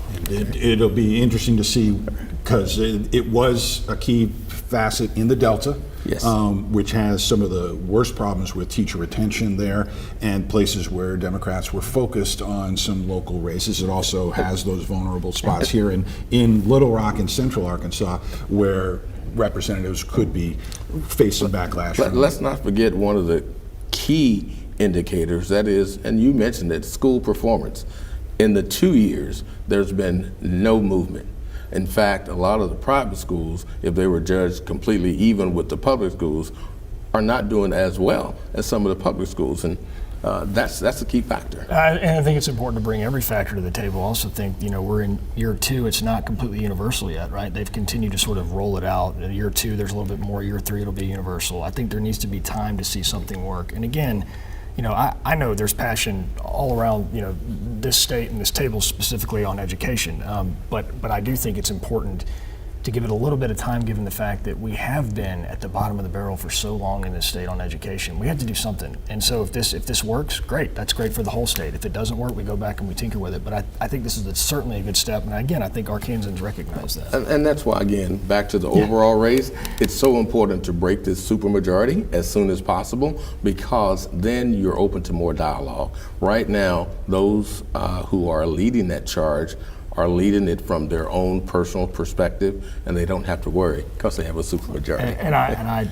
think we should keep the supermajority. No, but I will say that the Democrats had a supermajority for a very, very, very long time. And we were a lot nicer. Well, I don't know. I guess ask some Republicans that were there at the time. But. Now let's see if we can bring up some of those preliminary results as those numbers start to come in, and as we take a look at U.S. House District 4, looking like Bruce Westerman right now with 31% reporting. Yep, the call has been made by Associated Press. Bruce Westerman will hold that District 4 seat. That's pretty much all of West, Southwest, and parts of Central, Southern Arkansas. Yeah. As you mentioned, the 3rd Arkansas Senate seat. He might be the first congressman that they need to buy a plane for, just for him to get from one corner of his. I'm very proud of Rizzy, Ms. Howard. A lot of people don't realize that she is the daughter of the late federal judge, Howard. So she's come from good stock. She's been involved in the community and I would say politics and legal society for quite some time. And I would hope that even though she didn't make it tonight, that she would continue to get involved on the local level and stay involved. And Rizzy, remind me, is she a Pine Bluff native? Yes. school teacher? No, she's an attorney. Attorney. Yes. Yes. And so, and lots going on in Pine Bluff. We're keeping an eye on their mayor's race. It's pretty much flowers to have tonight, but we'll get updates on that. But we wanted to make that call. That is a hold for Republicans as they try to hold on to an 8-seat majority in the House of Representatives. Several much tighter races across the country that we'll be focused on in this. Some in California, which might not be resolved for up to a couple of weeks because of the way votes come in out there. But there was little doubt that this was going to be a Republican hold for that race tonight. We're still waiting on calls for District 1, which showed Crawford with a commanding lead at this point. Rick Crawford, the Republican incumbent there, and then the tight race here in Central Arkansas for District 2 between French Hill and Marcus Jones. Meanwhile, local races on everybody's ballot. There's school votes all up and down the state. There's a very important tax vote. We're a state that puts tax questions to voters on a regular basis. Yeah, and just, we're following a lot of races tonight, but also taking a look at sales tax when it comes to Little Rock. So we want to head now to THV11's Ashley Godwin. Ashley, what can you tell us about, the latest with the sales tax and the initial votes that we have in? Well, guys, it was kind of scary there for a moment because the only way I'm able to see these numbers right now is through the Pulaski County voter website where they update the numbers, and it crashed. And so I couldn't see those numbers, and the Secretary of State's website wasn't available. So for a reporter like me, I thought we might have to go the old-fashioned way and go knock on a door or two, but thankfully the numbers came back up. Didn't get any new results, but we do have the numbers again. But let me tell you where we are right now with the Little Rock election numbers. We are currently at 45% of Pulaski County who have done the early votes. So that's how much is reported right now, and all of these are just early votes so far. So I'm looking at the sales tax proposal. There were 2 issues on the ballot. Now, both of those issues are favoring against that sales tax proposal. The first one was against 55%. The second one was against 58%. So still really early to tell because we haven't gotten those election day numbers yet, but right now it's trending against the sales tax proposal. Now I'm also looking at 2 city director races. At large position 9 is with Jordan Thomas and Director Antoine Phillips. Director Antoine Phillips has 58% of the vote right now. I'm also looking at large position 10. Director Joan Adcock against Blake Tierney. That race is very close. Director Adcock is at 45%, Blake Tierney is at 43%, so that's what I'm really looking at. I'm waiting for those numbers to come in the next round of results to see where we stand. But right now, we have the early votes in, and that's where we stand. So back to you guys. All right, Ashley, thanks so much. I for one, cheer you on if you want to go down and knock on some doors. But thanks so much. Yeah, I'm looking at those same early numbers. It didn't crash on me, but I can imagine the shock and worry. But when these 2 races, but as we've talked already tonight, getting a tax passed in this environment is a challenge, despite the popularity of the mayor.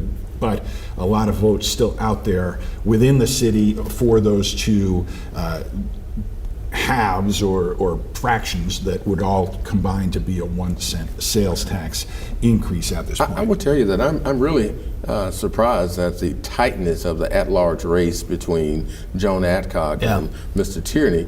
He's a newcomer to politics, very grassroots, and then Joan Adcock, 32 years. My son is 35. Not even 35. Yeah, so that's a lot of time. That's a lot of time. Yeah, that's good. Wow.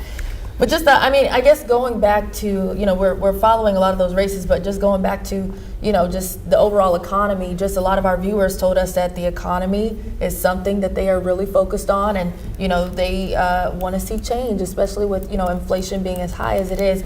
JR, you made a great point, just talking about, when you put something on the ballot like that, I think a lot of people hear tax and then they result to no. And there's that friction immediately when it comes to that. It is a problem. I mean, look, it's always going to be difficult to get a tax increase passed. I mean, it just is. You're asking people to spend more money. And right now, and I would say, unfortunately for, and we'll see what happens. But again, I think unfortunately for Mayor Scott and his efforts, it's just the timing of it. I mean, again, inflation is still an issue. Prices are still high. People are still having to deal with that, and you're asking for them to take a little bit more money out of their pocket. Yeah. And even whatever it relates to, right, at the end of the year, it's still a tax increase. And then again, I think there's the confusion. I mean, I thought I had to reread it when I went in to vote. It was, you had two. One was a sunset, one wasn't. Which one am I voting for? It's a long ballot title. I just think there's a lot of people that kind of go in there and they're there to vote for something, for someone, and then they go through the rest of it, and they strike no when they don't know. Yeah, you get tired. You get tired of it. Yeah. So it's interesting whether people aren't going to vote for a sales tax increase, and then there's also a strain of blaming the White House administration, the Biden administration, for economic conditions, and I think some of that is reflected in the numbers that we see in the presidential race here in a place like Arkansas. And it's interesting why it comes out so viscerally in the votes here, and then in other places there's more forgiveness, even though the economy might still be as an important issue in other parts of the country. We're a less than highly educated state, so we're not going to do a lot of research. But I think if we really look at the numbers, you do know that nationally, inflation rate is under control. Things are coming down, but they're still high, because when you're taking it out of your pocket and giving it to the young lady at the cash register and not getting a lot of change back, that's where it really counts. And unfortunately, that's what people see. Yeah, but no, I agree. And look, it's not like, it was a super stellar jobs report that came out right before the election. I know there was a lot of things that had to deal with that. You had 2 hurricanes, there was a lot. But again, it was a dismal jobs report going right before the election. That's not great. If you're in the Harris camp, if you're in the Trump camp, you love it, love to see it. But I agree. I mean, it's not apples to apples with the economy right now, and given what's going on in the last 4 years and what happened the previous 8 years.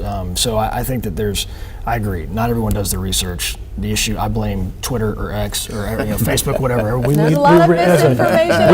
we read the titles. We don't click on the link for the most part. Kind of keep scrolling. So, but yeah, I just think right now there still is an issue with price. I mean, you go to the grocery store, things are still expensive. Things are expensive everywhere. And again, right now, folks want to keep as much as they can. I know somebody who's done a lot of research, though. It's our Michaela Johnson. She has been keeping a close eye on the race to be the next State Chief Justice of the State Supreme Court. Michaela, how are you doing out there tonight?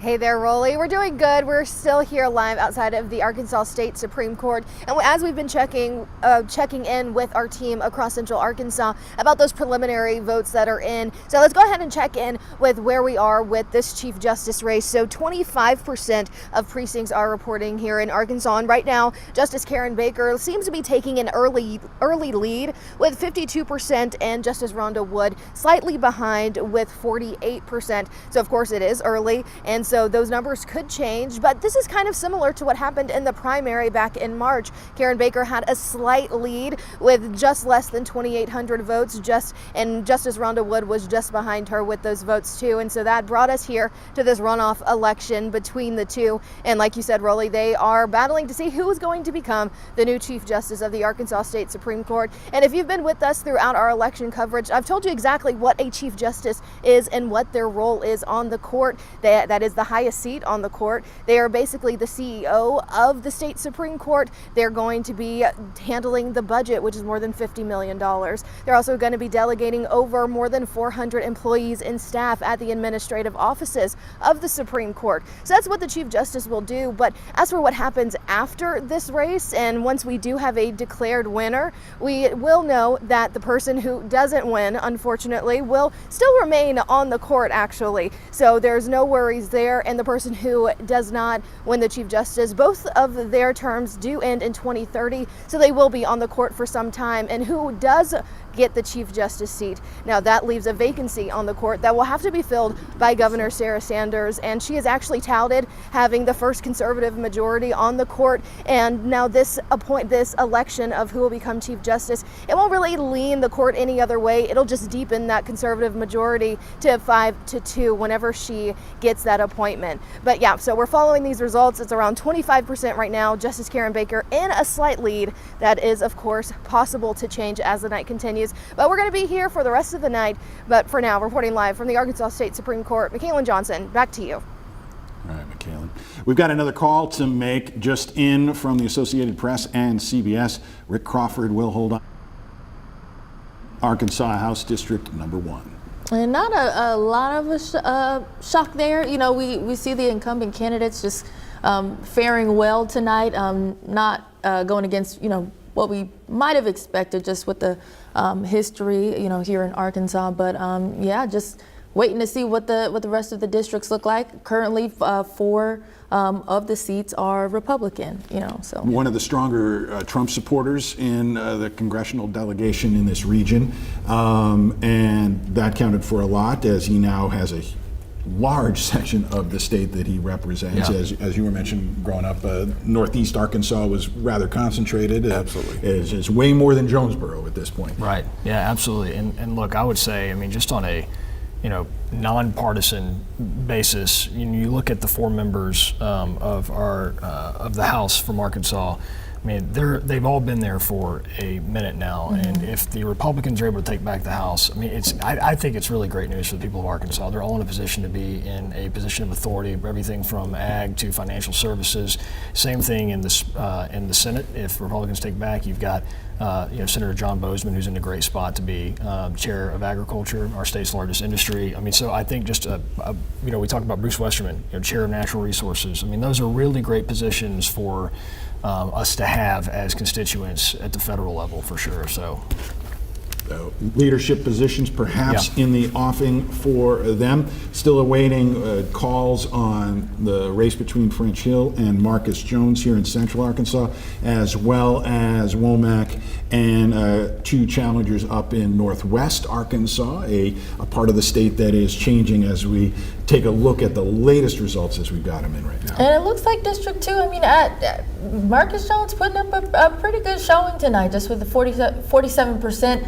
We have 42% reporting so far, but Marcus Jones, again, just was one of those candidates that you kept hearing his name, you know, come up this election season, so. Yeah, I would say the bad news, though, for the Marcus Jones camp is that, you know, a majority of those votes you're seeing right now are from Pulaski County and in the Little Rock area. I mean, we're still waiting for the bulk of Faulkner, Saline, White, Perry. I mean, you're likely going to see that number grow pretty quickly. A lot of people don't understand the power of redistricting, and while I believe that many more Congressional District 2 people would sway that way, but when you have so many from outside rural areas that don't have the same needs, don't have the same opinions as those who are more in the urban areas of Little Rock, North Little Rock, you're going to have this kind of result.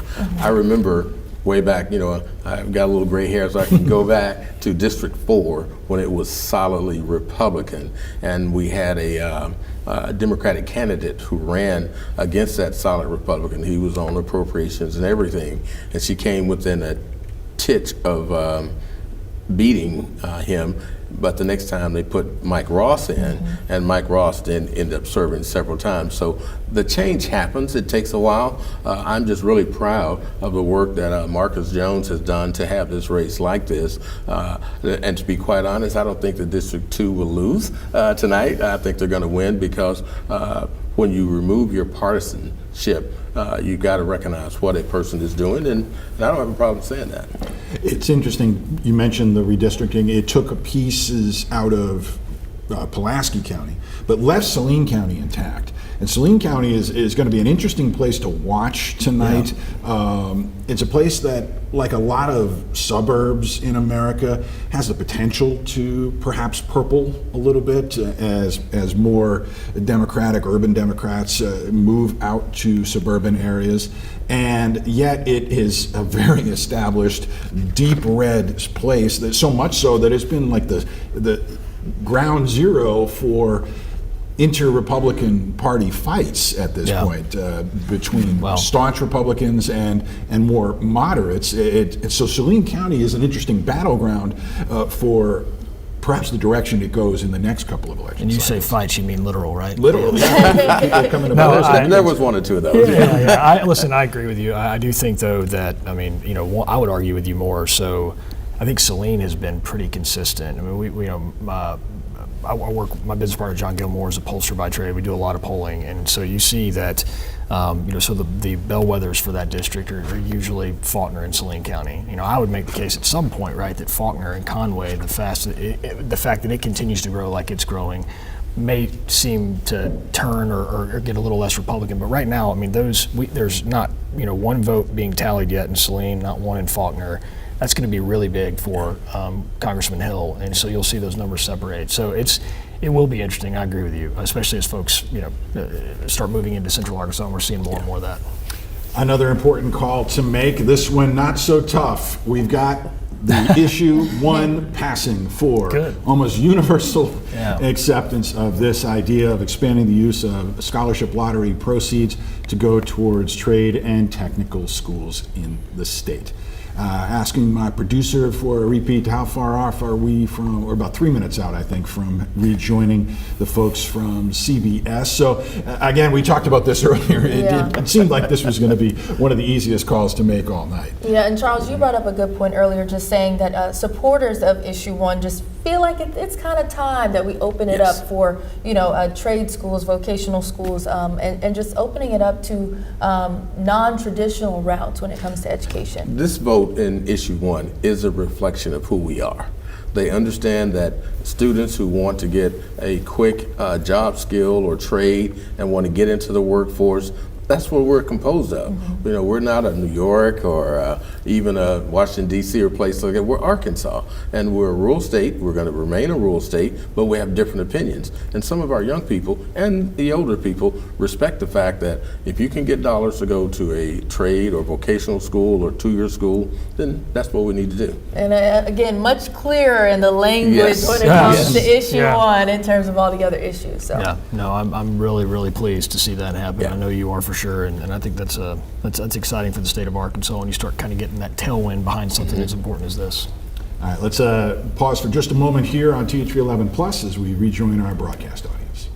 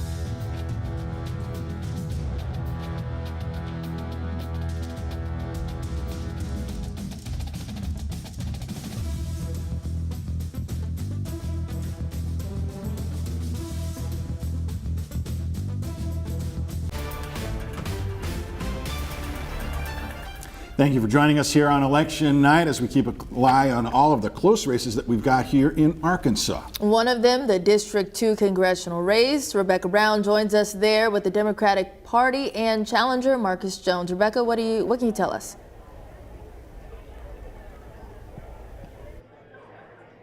Yeah, just an hour ago, Worley and Faith, we saw that Marcus Jones was in the lead, but now things have changed. French Hill is taking the lead in the preliminary numbers, but that's not stopping this crowd in this room tonight. They're still amped up and still hopeful and wishful that this veteran will take a win tonight. But still a lot of candidates in the room, and he's still keeping the same stance of his race all throughout. And I will send it to Brooke over there to see how things are going at the Republican Party. Brooke. Stand by. Yeah, Rebecca, here at the headquarters, Republican headquarters of Arkansas, we are anxiously awaiting to see what happens between Congressman French Hill and Democrat Marcus Jones. As you just mentioned, French Hill is up right now in the preliminary numbers, but just to stray just for a second away from the 2nd Congressional District race, we do know that AP has just called Rick Crawford as the winner for Congressional District 1, and also for Congressional District 4, incumbent Bruce Westerman takes the win on that as well. Now, here in just a few minutes, we are going to hear from French Hill. He's going to speak at this podium behind me, so stay tuned for that. We will have more on THV11 Plus coming up here in just a few minutes. Back to you guys. All right, Brooke, those two rural districts going back into Republican hands. The more urbanized districts will be the ones that will take a little while to get those results coming in. CBS has got to continue keeping a close eye on that presidential race. Let's get an update, though, on issue 2, the casino amendment. Yeah, currently it looks like 56% are for, 44% against, and that's with 43% reporting. Again, we've been talking about these issues all night. A little fuzzy when it comes to the language on some of these issues, but again, we will have more coverage on that as we go throughout the night. The for vote appears to be getting a little bit of traction there. We'll keep you updated. Let's rejoin CBS News.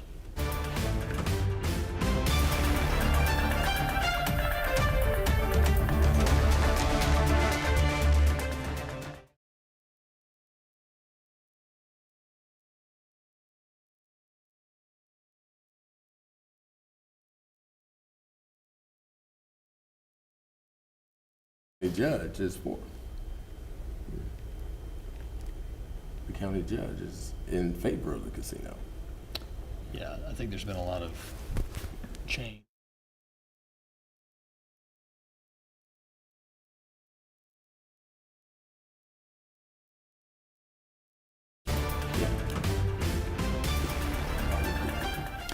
Welcome back here on our streaming platform, THV11 Plus. Rolly Hoyt alongside Faith Woodard here on election night. If you heard us just on the broadcast, we are standing by to head over to the Republican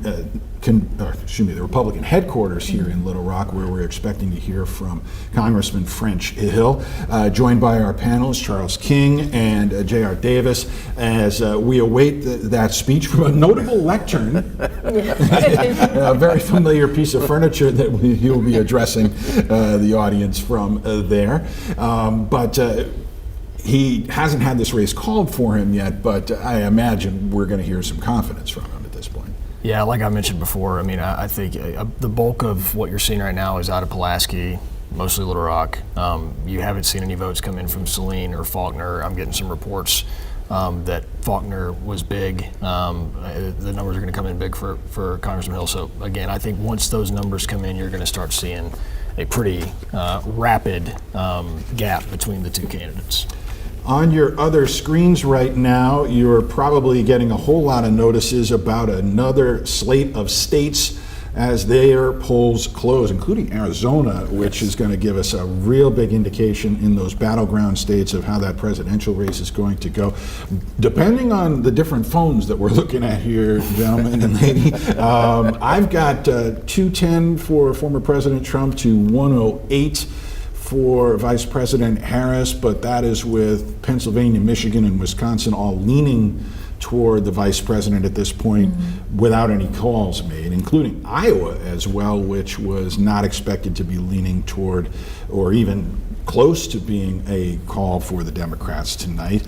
And Georgia is still up in the air, though it is leaning more toward Donald Trump at this point. This race is playing out just as the news and other outlets have projected it. Those 7 battleground states have not been called. I think that we will see this race tighten up as the night goes, and most likely will pan out the way that they had it, with a very tight race. But JR? Yeah, well, the country think, going blue. I think, I think the Trump campaign's got to be happy with what they're seeing right now. They're within 100,000 votes in Pennsylvania.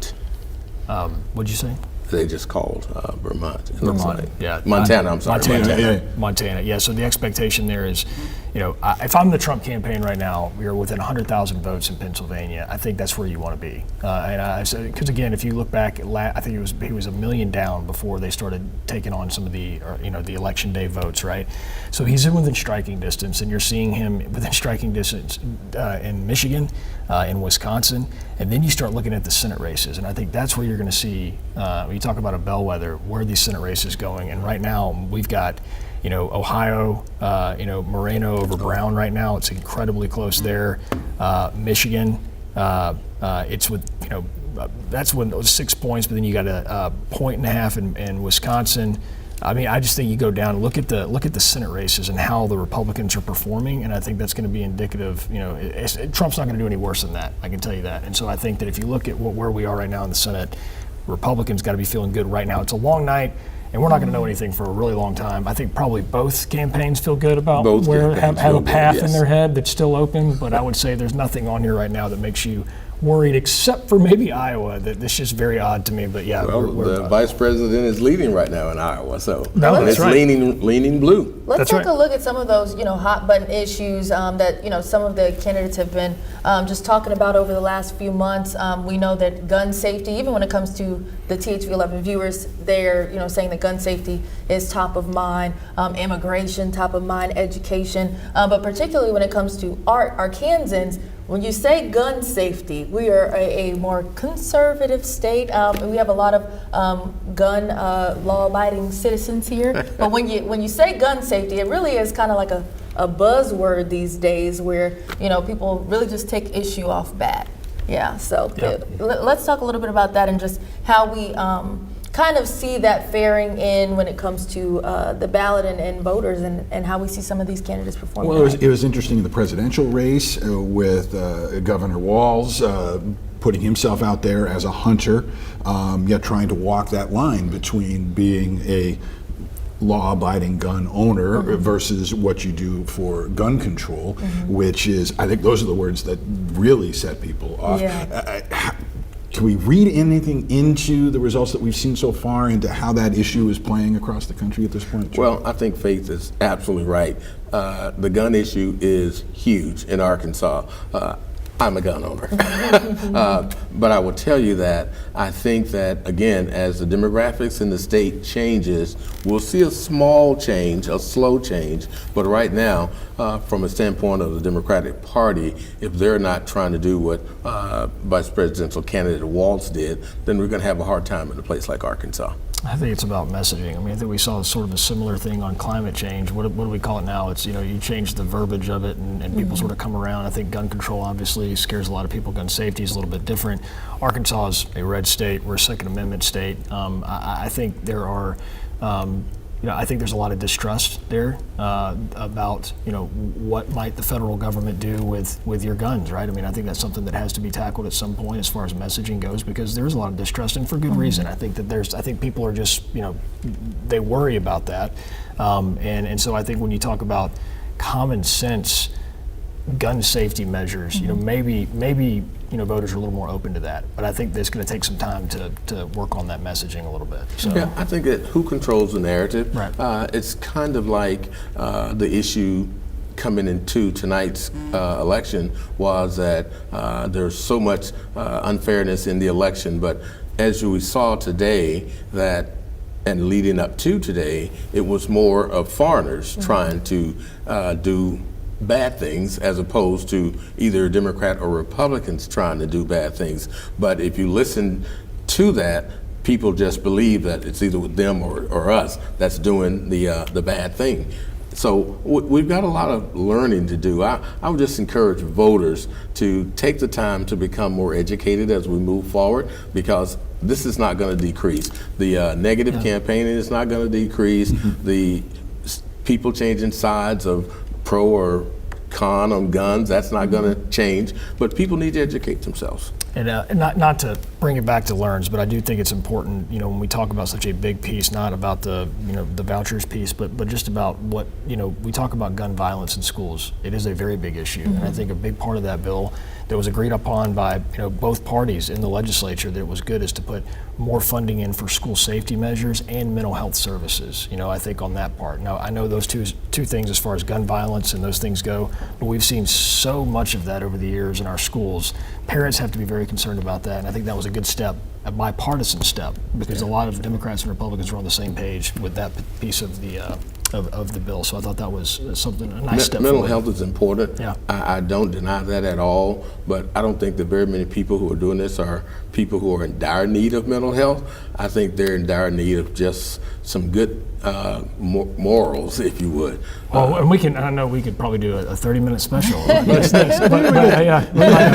No, I do think that I think mental health is a big part of it, because I think when you talk about more laws on gun control or gun safety, right, you have to be very focused, measured, and narrowed on what you're going to do there, because so many of the culprits or those who have carried out these attacks have either stolen the gun, and maybe it's there's been some responsibility on the parents and things like that, but they're not necessarily going about it just going out and getting a gun. In some cases, yes, but a lot of cases they're stealing and taking it. But when it comes to simple and going. things, when this issue first came up, like background checks, that would stop a lot of that. But there are those who did not want background checks. Right, I get you. Safety locks, that would stop not just the mentally ill, but it would also stop access by children to guns. Yeah. But there are people who don't want a safety lock. I mean, right. A safety lock. No, I get it completely. And those are common sense measures that I think absolutely the country should get behind. I mean, you saw Donald Trump when he was president for 4 years, he actually talked about some of the gun safety measures and was for it. I think there's a conversation to be had. I think we can move forward. But we talked about it. It's not putting everything in the same message. And again, with gun control, it wasn't the same message, and it freaked everybody out. You've got to be more nuanced about it to get people on board. It seems awfully hard, though, to do anything like that in Congress. You're going to need a big bill that's got a lot to please different constituencies and that sort of thing. And of course, coming up in our legislature in the next session, regardless of how some of these local votes go, there's an effort expected to come to just try and clean up the laws that we have right now for more clarity of where you can carry a gun, where you're allowed to, whether you can bring them to schools, and whether concealed carry really means concealed carry and that sort of thing. You know what's crazy is, I remember growing up in my high school. I went to a rural high school, and it was not odd at all for, we'd have football practice, and you'd have guys with their rifles in the back of the truck. It's just hunting. That was just the culture. I can't imagine now, right? Like it's just, things have changed so much. And there is this sort of hyper awareness, right, and anxiety, especially surrounding our schools, and it's just a lot has changed. I think things can continue to change for the good, but it's going to take. And we've got a lot of our elected officials who are not really doing due diligence, if you would. They're going on to websites and looking at stuff like Prop 2025 and Alex and all those others, and doing this cookie cutter legislation that really doesn't help a place like Arkansas. They're not being independent minded. I think we need just a little bit more of that to get away from those cookie cutter things, because what's good for Montana certainly may not be good for Arkansas. I know a lot of lawmakers, though, it makes it easy. They can go to and there's both sides of the aisle. If you're not willing to do the work, don't run. They can go to a conference of some kind of like-minded legislators, and they say, here's a blueprint for how you can address books that you don't think should be available to minors, or here's a blueprint for how you can create some common sense changes to gun laws in your state. And it makes it easier for lawmakers, but it also, you lose a little nuance, I think, along the way. Sure, but I do think, look, I work with a lot of these legislators on a daily basis, and I think they all certainly have the right heart on a lot of these issues. Like, they want to be helpful, and I think when you go to these places and there's some legislation that you can either take some language from, it's a complicated deal. I agree. I think it would be great if we could hone everything right here in Arkansas and make it fit our state. But I do think some of those things, are helpful for certain language and things like that. I don't think they're going there intentionally to bring back some crazy bill that's going to upset everybody and be on the front page of the paper. Well, I can't speak for them directly, but it certainly seems like they have the right mindset and the right heart on a lot of that stuff. And a lot of this is complicated. I mean, it really is. When I talk about the nuance, it's not a throwaway line. It's not a cop-out. I think if you want to get the American people or Arkansans on the same page with an issue, messaging is so important. And I don't mean just like, I'm not saying spin it. I'm saying just messaging. What is it? Be very, very, forthright. We talked about the VOTEC issue 1. That was something that was so clear and simple and easy to understand. Yeah, absolutely, we should do that. We agree. Everybody agreed. That's right. 90% of the state agreed. Yeah. And I would say too, maybe 5, 6, 7 years ago. I mean, you know this so much better than I'll ever know it. But it's VOTEC. I think it's more understood now than it was 6 or 7 years ago. Absolutely. And it's that messaging. It's understanding that this is absolutely a great path to go down if you're an 18-year-old kid and you want to immediately still go out there and work or wherever you are in life to go over to I want to make sure that we've always got ample supply of HVAC, plumbers, electricians, welders. I don't want to do that, but I need somebody that's darn good at it. Supply is important for that because, boy, do we got demand, and we need the price to come down. That's right. Now, we talk about messaging. Another, not to throw out the haymakers tonight, but we know that messaging is very important. And another key issue that we've seen just with the general election, the presidential election, immigration is very important. It's been a hot button issue that people have talked about.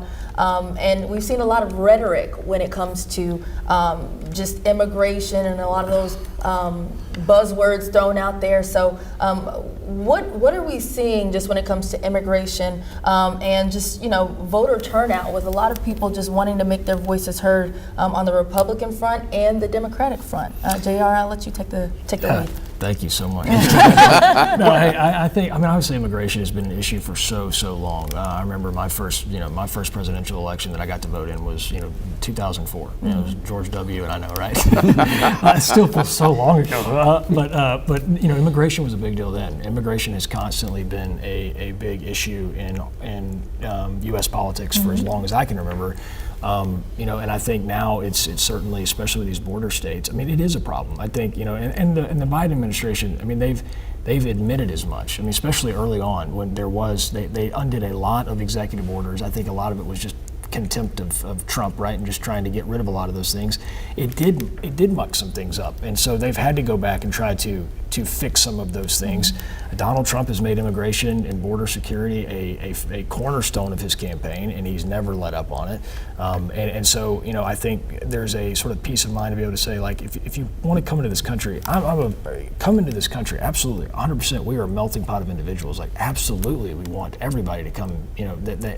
That wants to come here, but do it legally, right? And I think that's where most Americans lie, is like, come. And there's been a bunch of Americans that have come legally over decades and decades. I think the issue is just the drugs that are coming up, and that's been an issue for decades. It's just, I think there's got to be something finally that sort of bottlenecks that to a point where you can stifle that off a little bit. But yeah, we're a country of immigrants. Yeah. So I think that the issue of immigration will always be with us. We were country made, saying, give me your tired, give me your poor, give me your hungry, and we had doors open for them. I think those doors should remain open because we are a country of immigrants. If you're not Native American, you're an immigrant. Yeah, well, and I agree with that. I really do. I agree with you completely on that. We're also a nation of laws, and I think that's an issue. Like, if you're going to come, it needs to be in an orderly. And I think both parties have lost the ability to control that to an extent. But I also don't think we're on an island. I guess we are technically, when it comes to Europe. But Europe's dealing with the same sort of thing. All over the world, they're dealing with immigration issues. I think it's just, what is the right balance? Absolutely continue to come, because again, I agree with you. We are a nation of immigrants, but let's do it the right way and legally. Well, and it'll be interesting to see if any of this shows up clear with the rhetoric that the former president has put out there talking about deportations, and there'll be real world consequences in a place like the 3rd District where there's a heavy amount of workers who come to that part of the state to work in industries like poultry and that sort of thing. Well, a lot that we're keeping our eye on, just when it comes to the presidential election and the general conversation. So we want to go more local now. We have THV11's Carter Thweet, who is taking a local look at issue 2. Carter, what can you tell us? Yeah, and Faith Rowley, what we're seeing right now, about 48% in, and right now 56 to 44 in favor of those voting for issue 2. And I'm joined here right now by Pope County Judge Ben Cross, who has been vocal in his opposition to issue 2, his support for the casino here in Pope County. And Judge, as we look at some of these numbers coming in, what kind of things are you seeing? What are you noticing?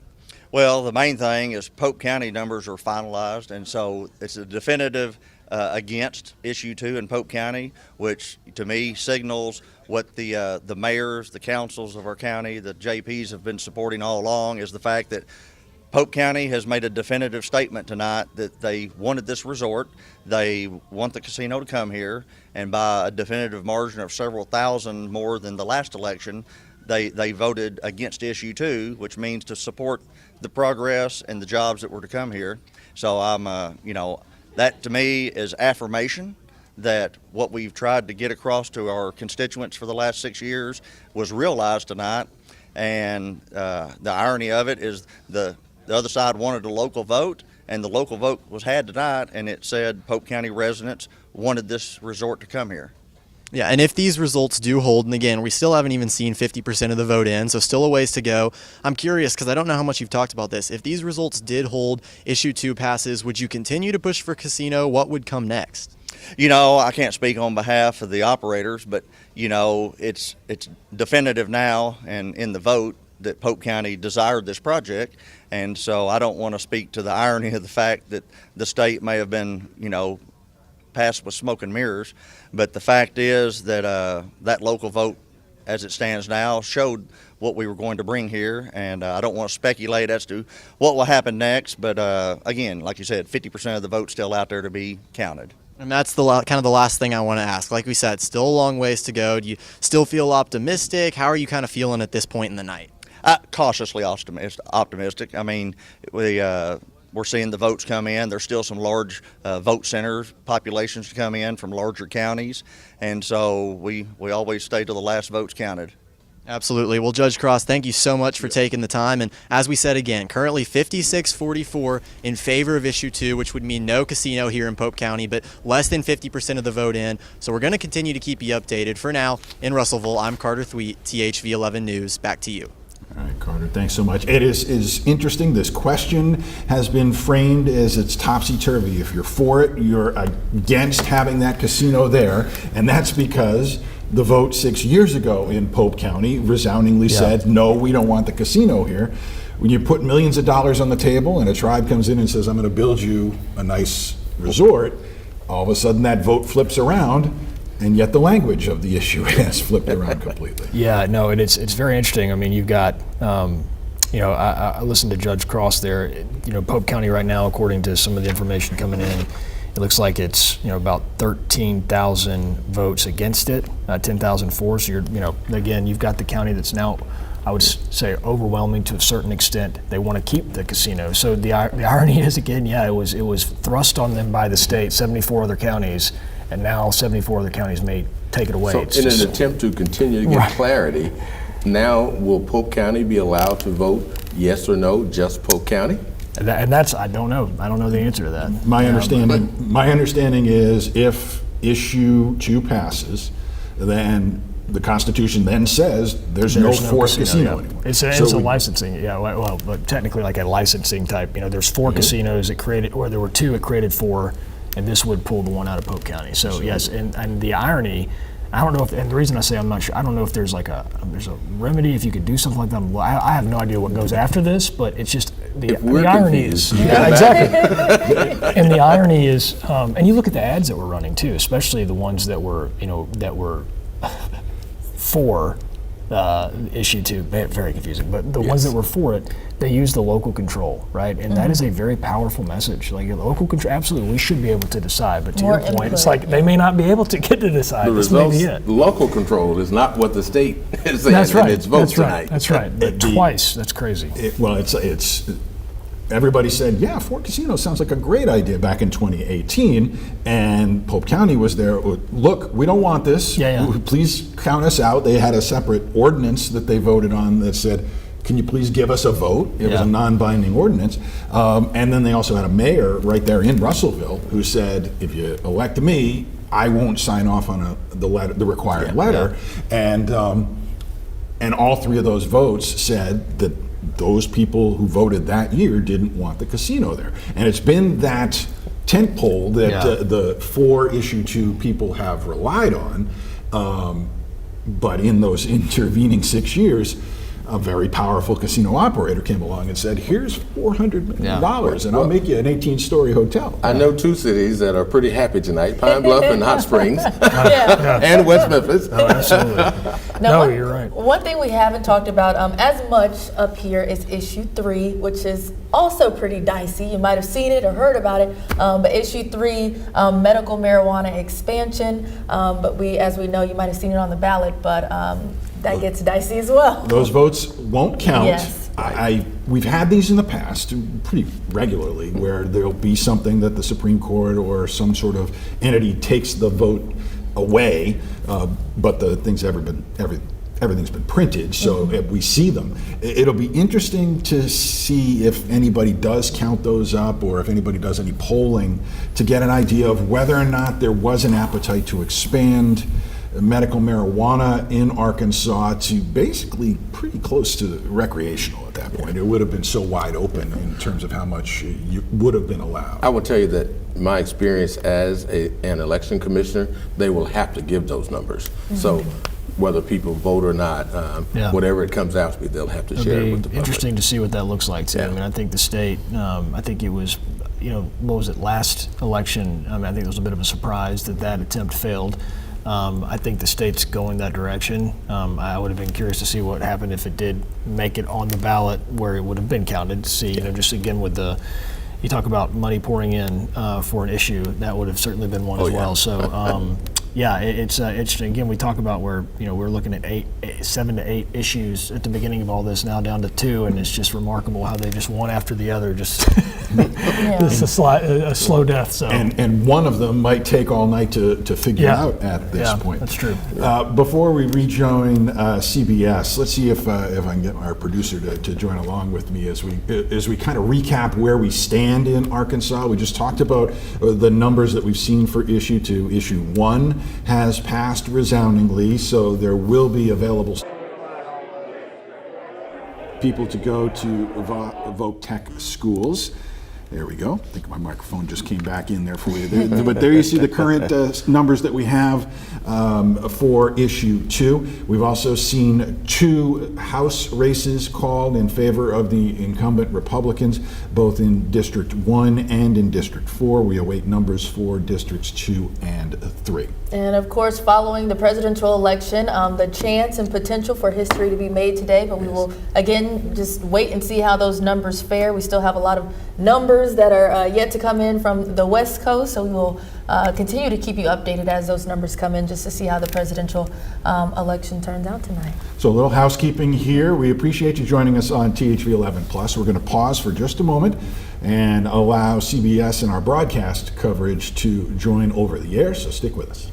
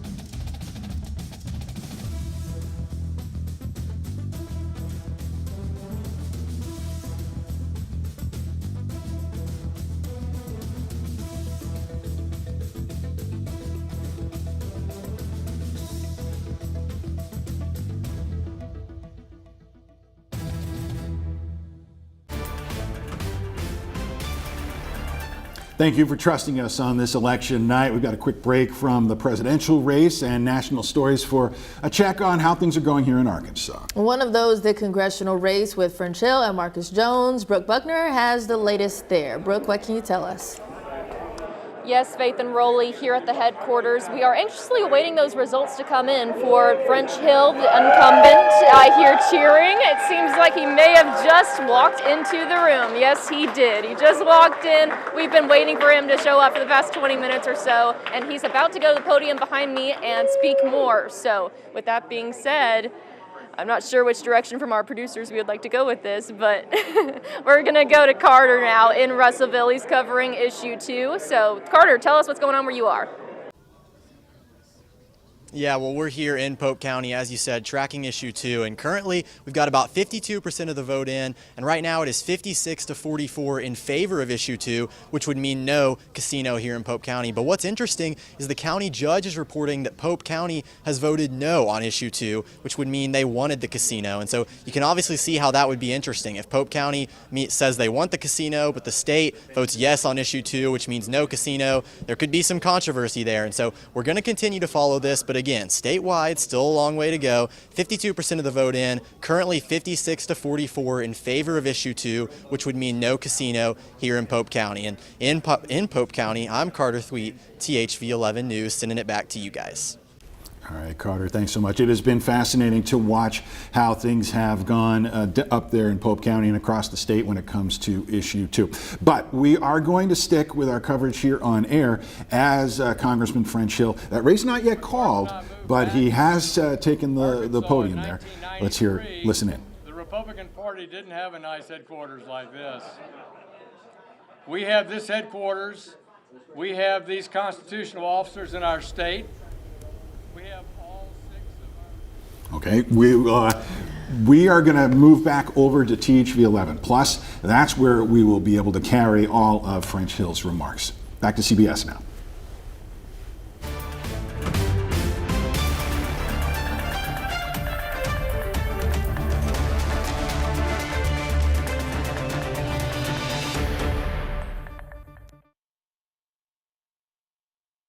I just want to say for all of you who have worked so hard for our party, it's another night when we can celebrate together.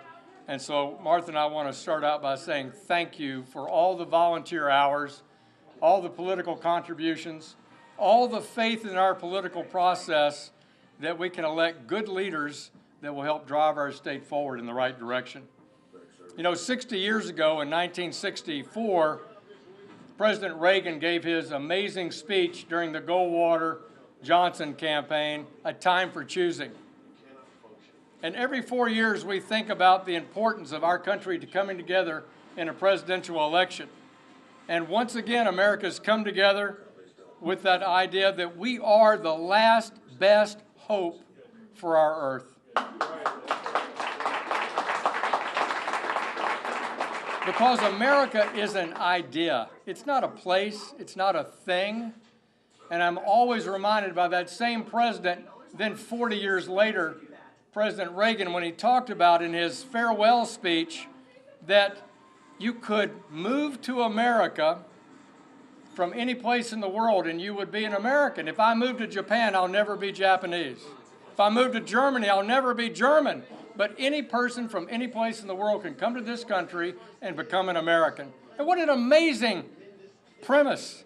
And that is the fact that our country is an idea. And that idea is carried on by the people who work in this country, who work in this state. And so we have our own time for choosing in politics every few years. And we've made that choice tonight here in Arkansas. And I'm so proud to be able to represent this great Central Arkansas area for another 2 years in the United States House of Representatives.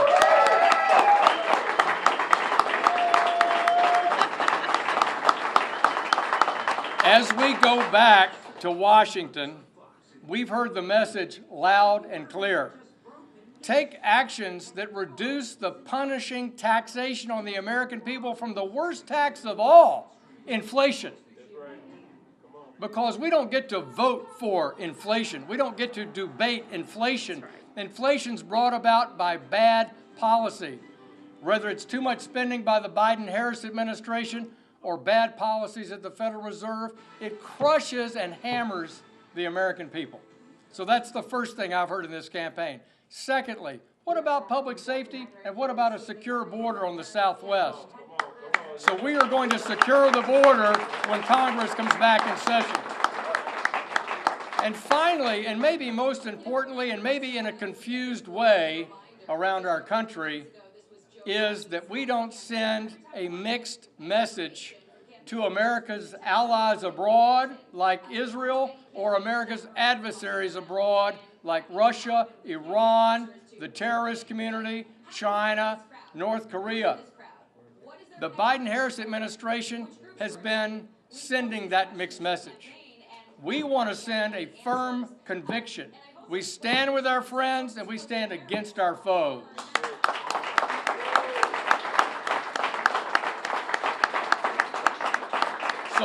So let me first thank our family, my sweet bride. Payne Hill was here. Where's Payne Hill? He's in the back. So proud of Payne. Dr. Liza Hill is not here tonight. She's busy delivering babies at her OBGYN residency at the University of Alabama, Birmingham. We wish she was with us. But we're so proud of our kids, and they've been with us this whole journey.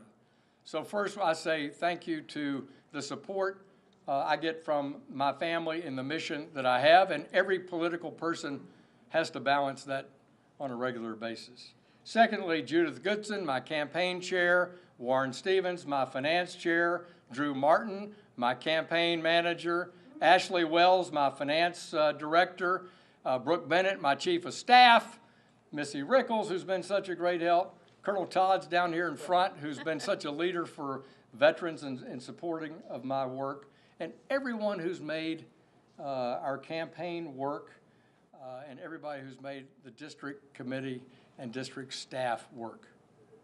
Because we are a reflection of what constituents have to say about our offices, right? Whether you're a county judge, a party chairman, a state treasurer, state land commissioner, state secretary of state, in every one of those instances, we have an obligation to deliver for the people who elect us. And so I can't say enough nice things about our district staff over the past decade. Ashley Jumdy, who was district director, Jeff Pitchford, current district director, everyone who's worked on that staff, every day they get up and say, how can I deliver a puzzle solving for a constituent? Whether it's the $83 million we've gotten back for veterans,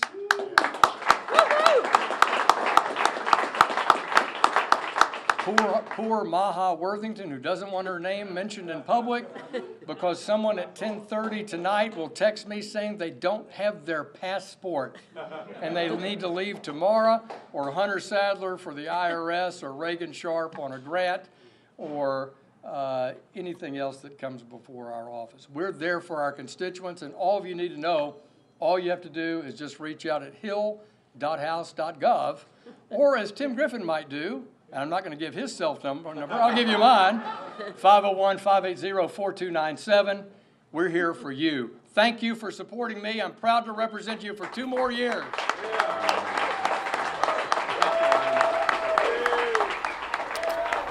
Well, words from French Hill, and as we know, he has been declared the winner there. So, pulling ahead by about 20 percentage points over retired Colonel Marcus Jones in the Central Arkansas Congressional District, District number 2.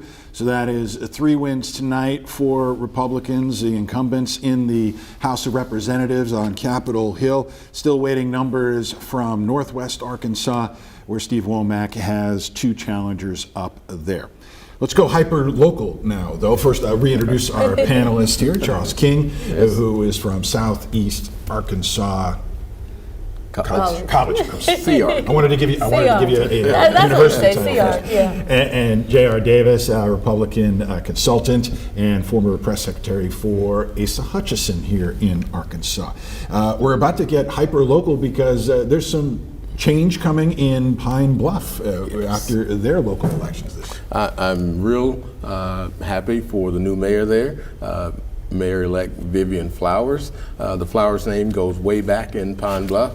Her grandfather was one of the early black attorneys in Arkansas, and the Black Legal Society is called the Harold Flowers Law Society. So Vivian will do a good job.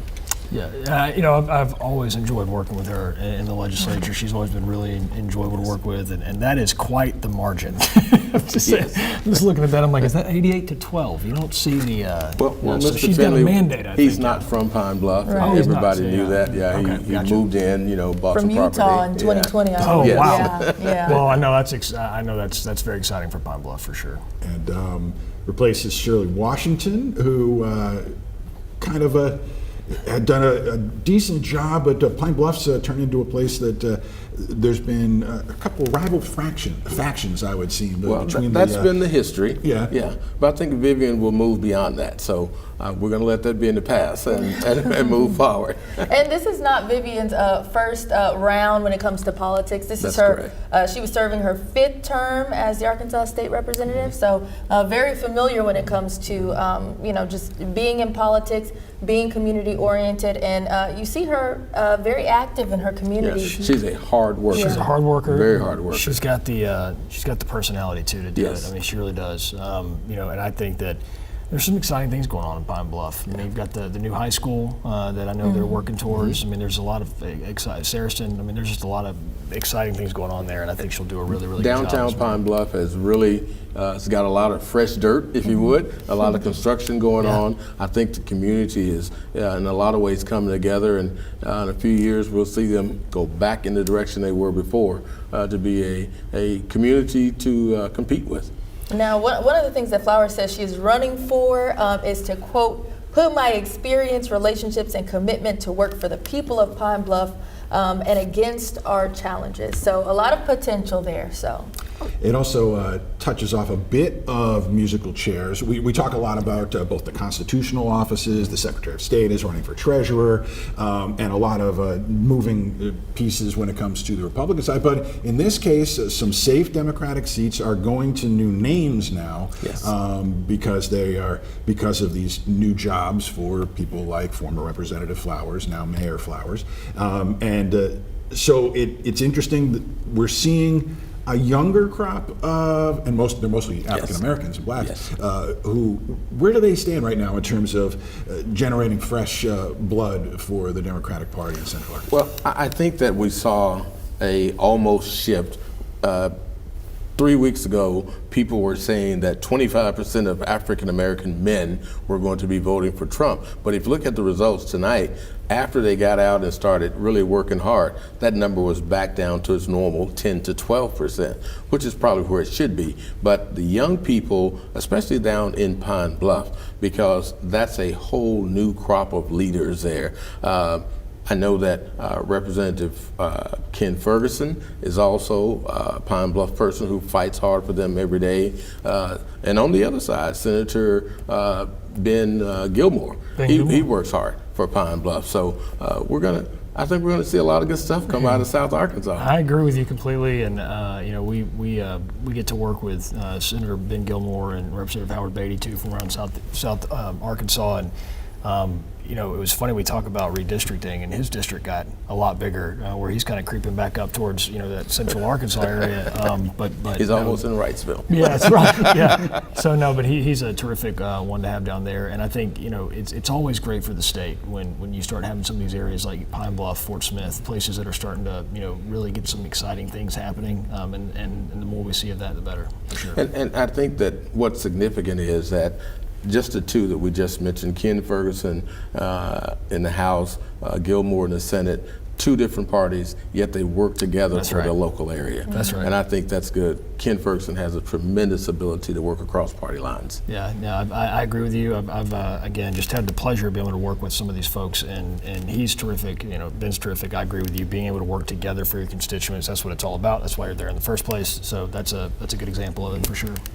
We've got a new call in here. It is now a sweep. All the 4 incumbents have retaken their spots in Congress, as Steve Womack from Rogers is going to return, and he is now in line, I believe, for a chair if the Republicans can hold on to, I believe it would be like a subcommittee for agriculture. Do I have that right? Womack? Yes. No, well, he's been in the appropriations. Appropriations, that's right, yes. And for a hot, if you remember, for a very quick minute there, he was budget chair of the House, and then the Republicans lost the majority. But he's been there a very long time. He's very, very well respected amongst his colleagues, and I expect again, whether appropriations for Womack, to financial services for Hill.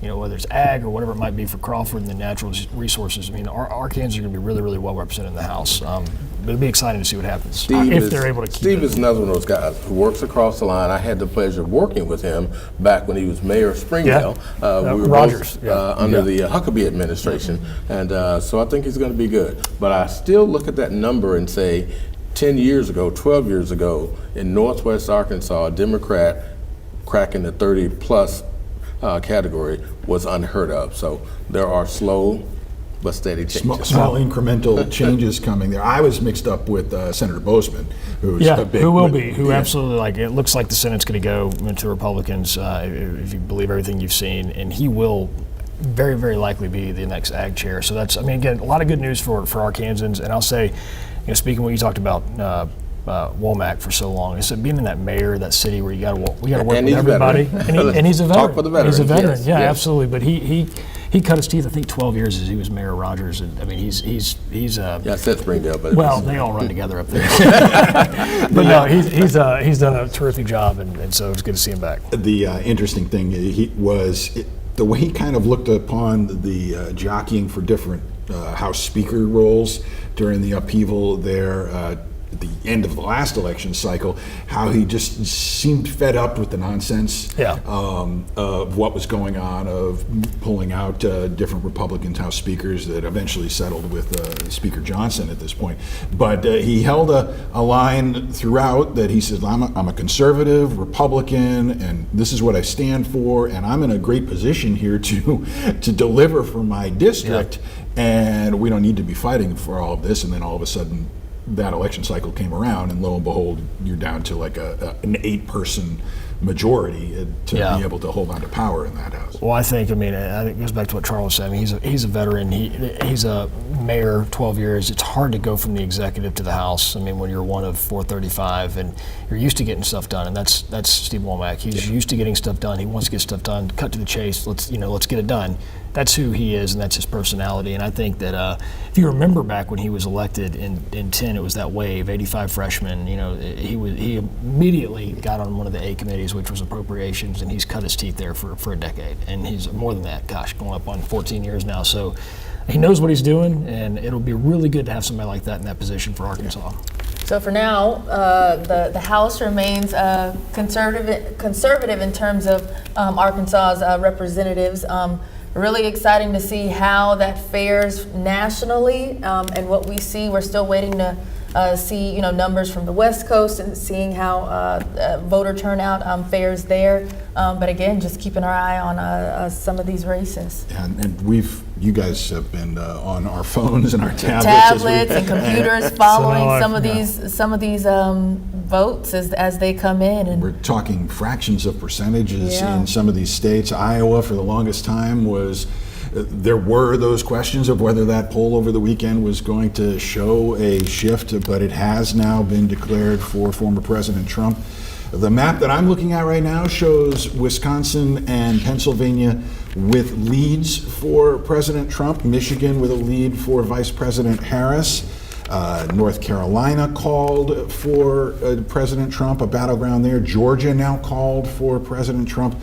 But as I look out west, Arizona, which had seemed like it was leaning towards and had momentum for President Trump the last few days, now shows a lead for Vice President Harris. I just want to point out, look, I know we're looking at a bunch of different maps, but it's astonishing right now with, on this particular map, 53% in, we are literally separated in Arizona by what is this, like less than 1,000 votes. And it was literally a dead heat, 49-6 to 49-6. I mean, so it's just, you're going to see that. What's remarkable are these polls that have actually been fairly accurate as far as how close these races have been so far, which I did not believe. And it depends. Your poll that you're looking at says Arizona is leaning blue. Mine I'm looking at says Arizona is leaning red. There you go. And they're both saying they're live. That's the microcosm right there. We have a lot to keep our eye on out here tonight. We will continue to keep you guys updated, but for now, we want to go back local. So we want to head now to THV11's Brooke Buckner, who has French Hill with some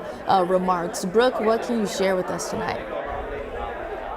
Yes, I do have Congressman French Hill with me again. You're about to go into your 6th term, is that right? That's right. It's been an amazingly fast decade, but a real privilege and honor to serve the people of Central Arkansas. I grew up here, went to high school here, built a business here, and so to serve in Congress has been it's a distinct privilege. What are some of your goals you can talk about for the next 2 years? Well, first, working with my mayors and my county judges about their economic policy goals that they have and how the federal government can support that effort. That's always number one. Then serving constituents is number 2. Helping veterans get access to veterans care, get the benefits that they've earned. And then finally is legislatively, what can we do to advance Arkansas through legislation? And that's something I have a lot of pride in my work, both in financial services and foreign affairs. That's helped Camp Robinson, that's helped Little Rock Air Force Base, and of course helped access to capital through the banking system. Gotcha, and I know you've talked about it before. You're a local leader with a local focus. Talk about what that means to you. Yeah. Well, it's always, I start out by saying to a county judge or a mayor, what are your challenges? Should we finally widen and raise Highway 60 between Perryville, Arkansas and Conway so when it floods on the Arkansas River, we can get to the emergency room?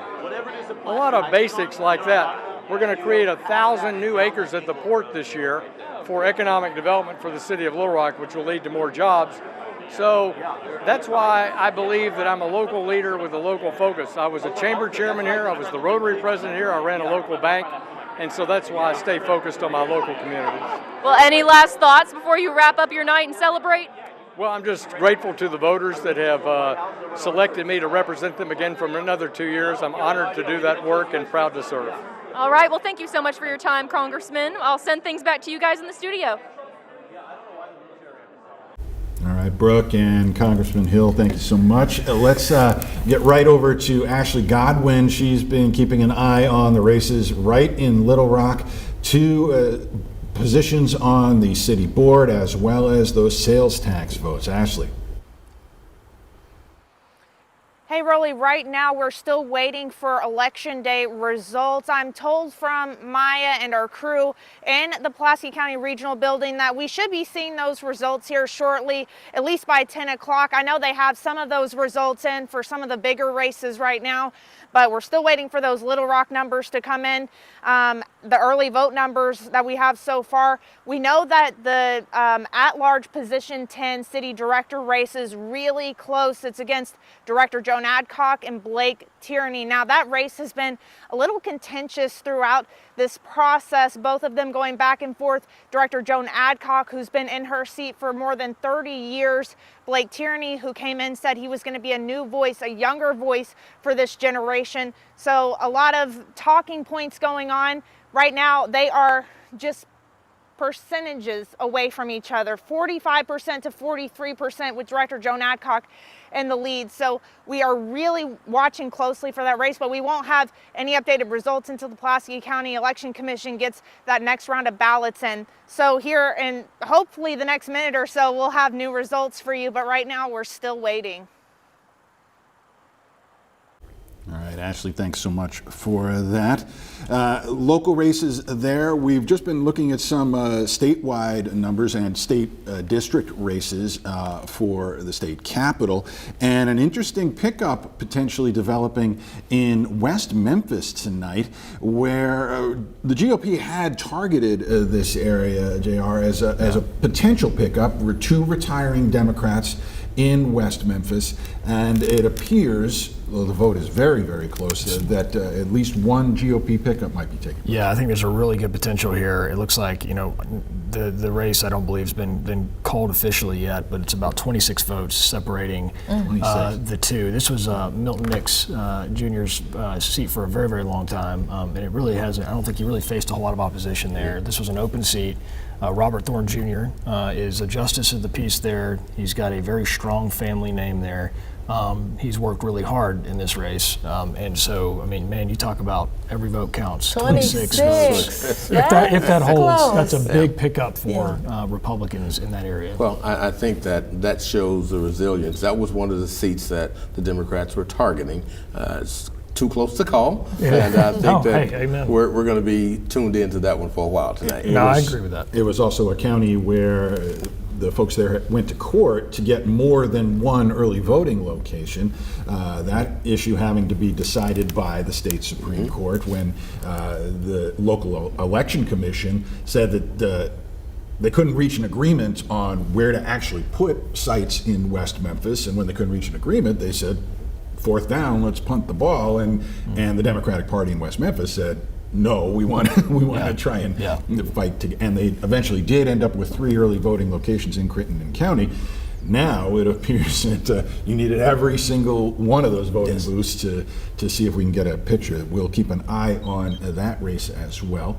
More table setting here. We are at 9 minutes to the hour, and we are going to be joining our broadcast space in just a little while for our 10 o'clock news. But just getting new numbers back to Ashley now. Yeah, Ashley, what can you tell us? We got some cheers, it looks like, from you over there. So what can you tell us with this latest news? I am so excited when we get to talk about new numbers. Now, you have to bear with me because we just got these numbers, and I want to preface this with we just got new numbers with about 7,000 more votes, but we went from about 45% of voters counted to about 47. So not a lot of difference when it comes to when you see the percentage. But let me take a look at what the new numbers I have now. So in terms of the sales tax that Mayor Frank Scott Jr. is pushing, there's 2 issues. It looks like for the first issue, for almost 40% against 55%. On issue 2, it was for 36% against 58%. So still really early, but it looks like on both of those issues there are against the sales tax proposal. Now we are looking at the city director races with Joan Adcock and her opponent Blake Tierney. We have Director Joan Adcock at 45%, Blake Tierney at 43%, so that didn't really move at all. And then with position 9, we have Jordan Thomas at 28%, Director Antoine Phillips at 58%. Again, didn't really move at all, but we are seeing some progress with that. Director Antoine Phillips still in the lead in that race, and then Director Joan Adcock still in the lead, but just by a smidge. So we're still counting and we're still getting those results in. It's taking a little bit longer than I expected, I will be honest, but we're here for you guys, and we will update on THV11 and our website, THV11.com, and our streaming app, THV11 Plus. All right, Ashley, thank you very much. Again, we are getting set to have our 10 o'clock news on the broadcast channel THV11, but we want to spend the last couple of minutes we have here on THV11 Plus. It'll still be over there as well. We appreciate you joining us there as we sort of approach some resolution on the big headline items tonight. Yeah, absolutely. Well, look, I do want to point out just a couple of really quick things. As far as legislative races go, Democrats came really, really hard after Keith Brooks in his district 78. He was the House sponsor of Learns, won decisively tonight against his opponent. I think that's, again, we look for bellwethers and it's that popularity. I really do believe with some families, it didn't resonate. That wasn't a clean attack. Same thing with Brian Davis in the Russellville area. I do think there's a lot of races, as Charles pointed out. We're going to watch closely into the night, and there's going to be some that are way too close to count, and we just talked about one over in the West Memphis area, but it'll be a late night, I think, for some around the state. Yeah, it seems like Carlton Wing can't get every race he gets in North Little Rock is a close race, and he appears to be one that it just went by on your scroll. The last I saw, there was just a couple of dozen votes separating him and his Democratic challenger there. So you talk about a guy who he knows how to fight. I mean, he's been in these races time and time again. It's old hat for him, but it'll be another close one. We've been watching a lot all night long, but our coverage continues after this short break. We'll have the latest information and election results right after this short break, so stick with us.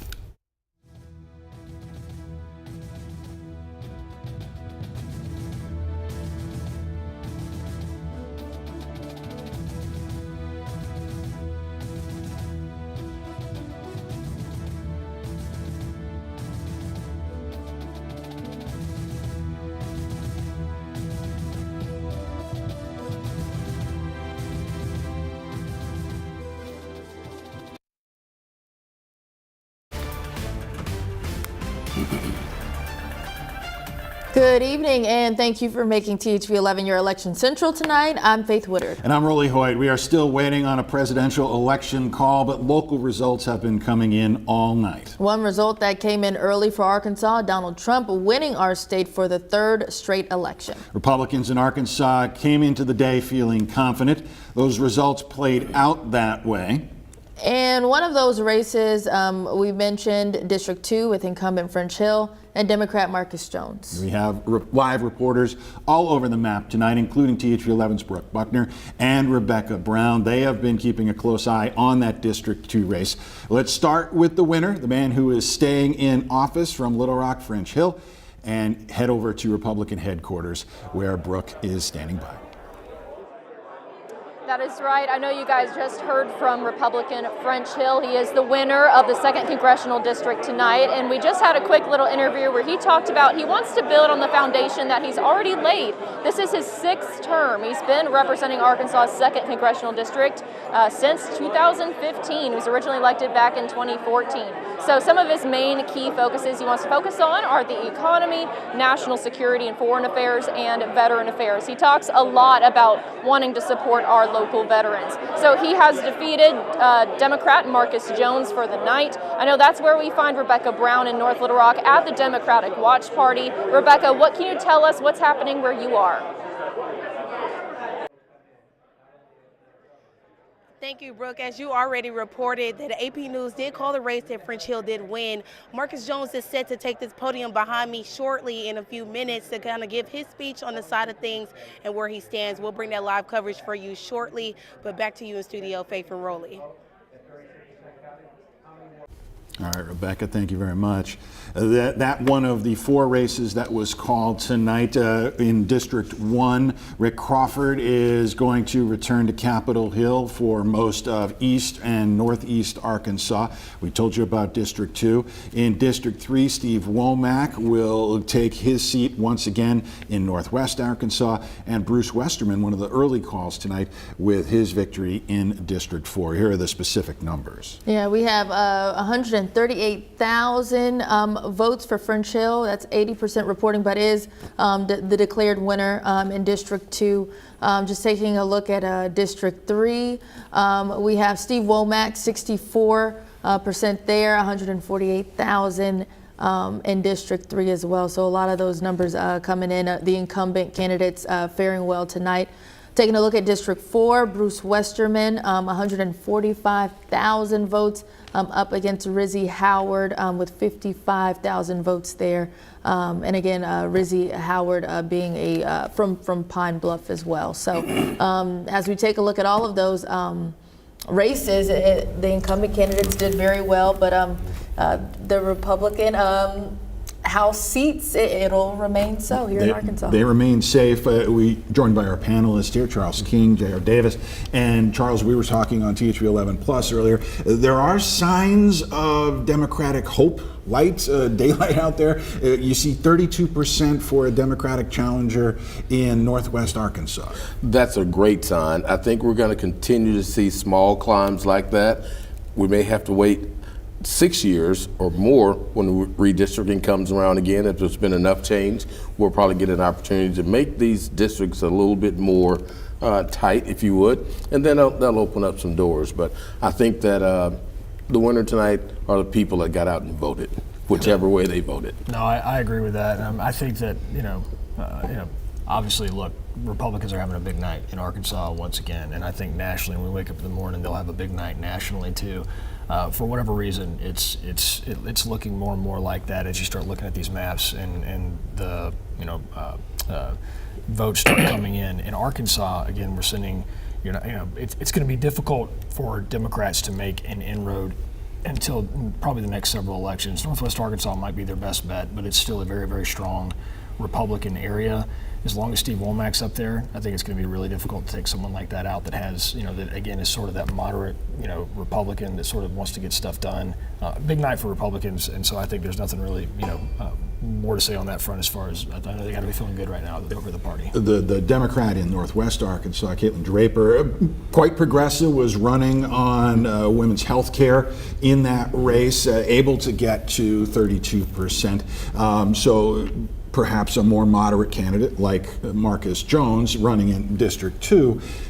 Perhaps there are signs that those two kinds of tracks on the Democratic, on the left, could meld in some way and get a foothold here. And I think, Charles, what you were mentioning, over the next few cycles, what I'll be interested to see is how the Democrat candidate and the Republican candidate change over the course of the next few cycles. Where do they go? I think you're going to see more center in both, honestly. The party over the last two elections, the Democratic Party, has really gone out and recruited good candidates. Even though it was a landslide in the governor's race, the candidate, the credentials, the campaign, all top notch. And now you have that on the Democratic side in Congressional District 2.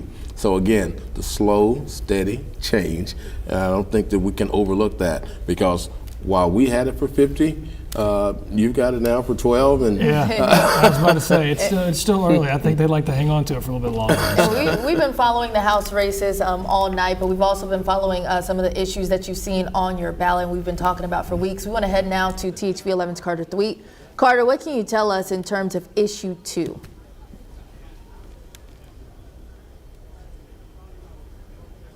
Yeah, Faith. Well, what we can tell you, and we want to start with this, a brief refresher before we get into the results, because we know issue 2 has been one that's confused some people as we've gone through this election season. And so if you vote for issue 2, it means you are against the Pope County Casino, and you want any future casinos to be decided by a special countywide election in the county that would host that casino. If you vote no on issue 2, it means you don't want that, and it means you are for the Pope County Casino. And so the numbers that we're seeing, we're getting a lot closer to having all of the votes in. We're at 72% of the vote in right now, and currently we're seeing 56% for issue 2, which means no casino, and 44% against issue 2, which means yes to the Pope County Casino. And so obviously looking better for the 4 group right now. But what's interesting, where I'm at, it's the watch party, the event for those who are against issue 2 and for the casino. And the point that they've been making, according to the Pope County judge, Pope County voted no on this amendment tonight. Those results are in,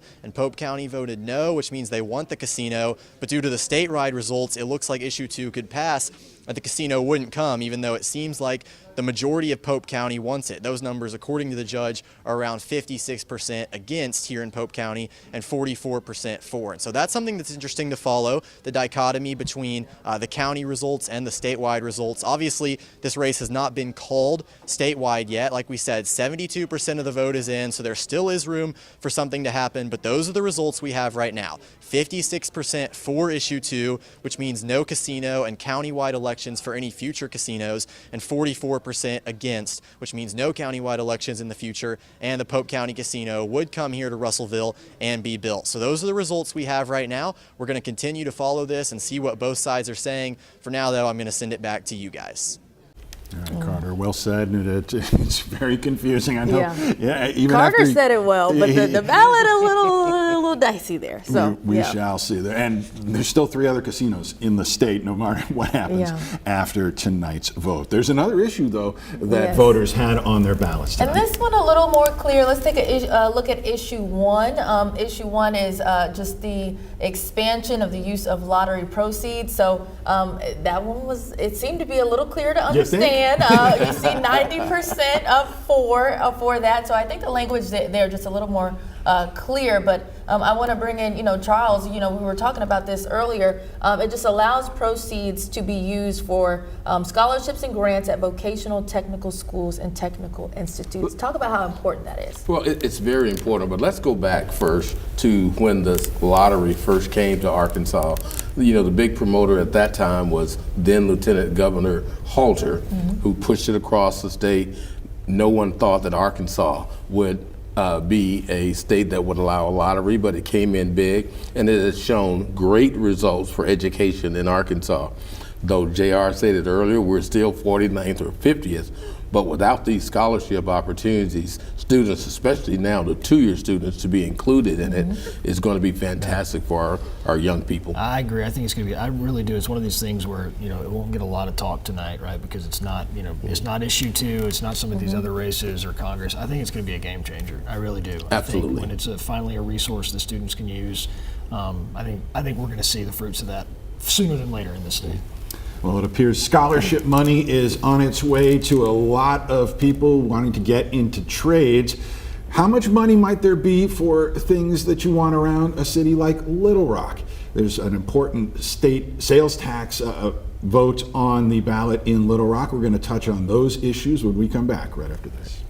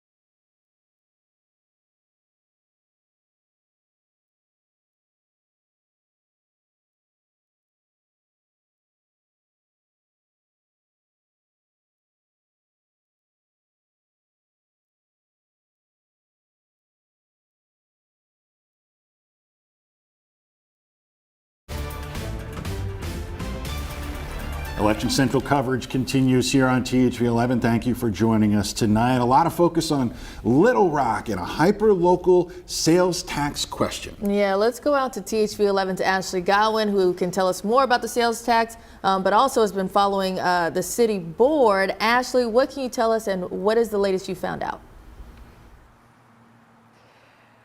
Guys, if you were watching the stream right before the show started, you saw me do a little dance, a little cheer, because we had just gotten new results in for Election Day. We had about 7,000 more votes come in, but little to no change of the results right now for the Little Rock sales tax proposal and the city director positions, but I will go through those again.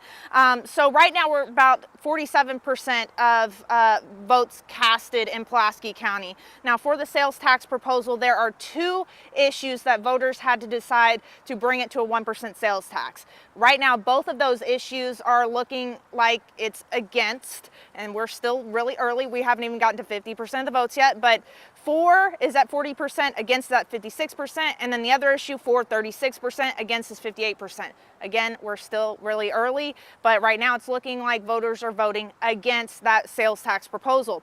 Now for the city director positions, we have at-large 9 with Jordan Thomas against Director Antoine Phillips. Director Antoine Phillips is in the lead at 58%, while Jordan Thomas is at 28%. We also have at-large 10 position with Director Joan Adcock and Blake Tierney. Director Joan Adcock is at 45%, while Blake Tierney is at 43%. So there's no way that we can tell who is leading in that race because it is so close. Anything could happen or change with the next batch of votes that come in. So we will be here and we will follow these results as the night continues, and you can catch all of that on our platforms. Back to you guys.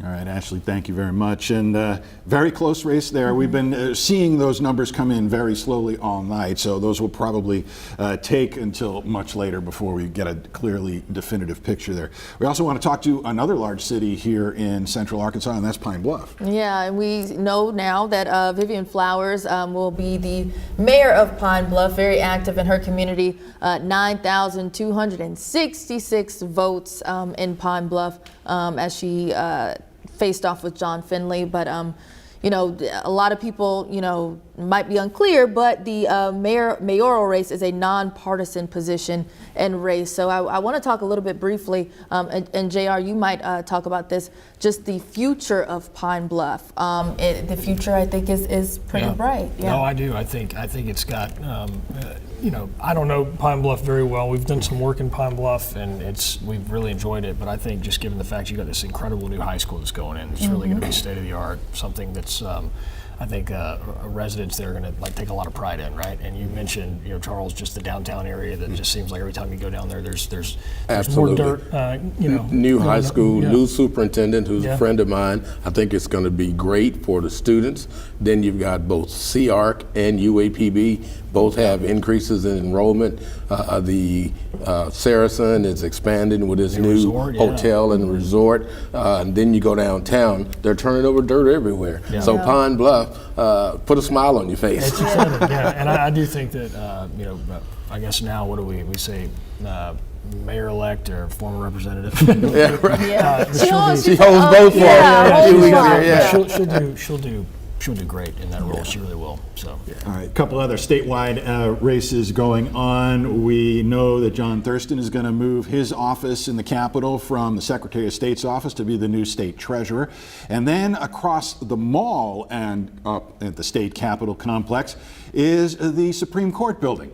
There'll be a new person in charge there, but Michaela Johnson, we're still not quite sure who that's going to be, the new Chief Justice of the Arkansas Supreme Court. Hey there, Rolly, and you are exactly right. Right now, we are checking in with where we are with precincts reporting, and that is at 69% right now. And with a narrow lead, we see that Justice Karen Baker is taking that narrow lead with 52%, and Justice Rhonda Wood is sitting at 48% right now. Again, it's really early in the night. That is 69% right now reporting. And so as that grows and as we reach 100%, of course, we will update you with those numbers. But right now, still a narrow lead, 52-48%, and they are vying for the top seat here at the Arkansas State Supreme Court. And they are both justices already on the court. Their terms end in 2030. Justice Rhonda Wood was reelected in 2022, and so that her next term ending will be in 2030. But that is the exact same for Justice Karen Baker. But the big thing about this race, it might not be something that you're following as closely as, say, the presidential race, but this is just as important for the state of Arkansas, because no matter who wins, the person who takes that Chief Justice seat will be the first woman elected to the Chief Justice seat for the Arkansas State Supreme Court in the entire state history. Now, we did have Betty Dickey, who was appointed in 2003, but never a woman has been elected to the seat. And whenever someone is elected to the Chief Justice seat, that creates a vacancy in the court that GOP Governor Sarah Huckabee Sanders will have to fill. And we've talked earlier about how the court is in a conservative majority, which is something the governor has touted in the past in this appointment whenever there is a vacancy there. It'll not change that any much. It'll just deepen that to a 5-2 from a 4-3 now. And so that's something we are watching. And again, those are that we're not fully in with reporting now. Around 69% of that vote is in right now. But stay with us. We have all of your election results. We're now reporting live from the Arkansas State Supreme Court. Michaela Johnson, back to you. All right, Michaela, we've got a woman governor, woman lieutenant governor, and soon a woman chief justice of the state Supreme Court. All right, and she did a good job of breaking that down.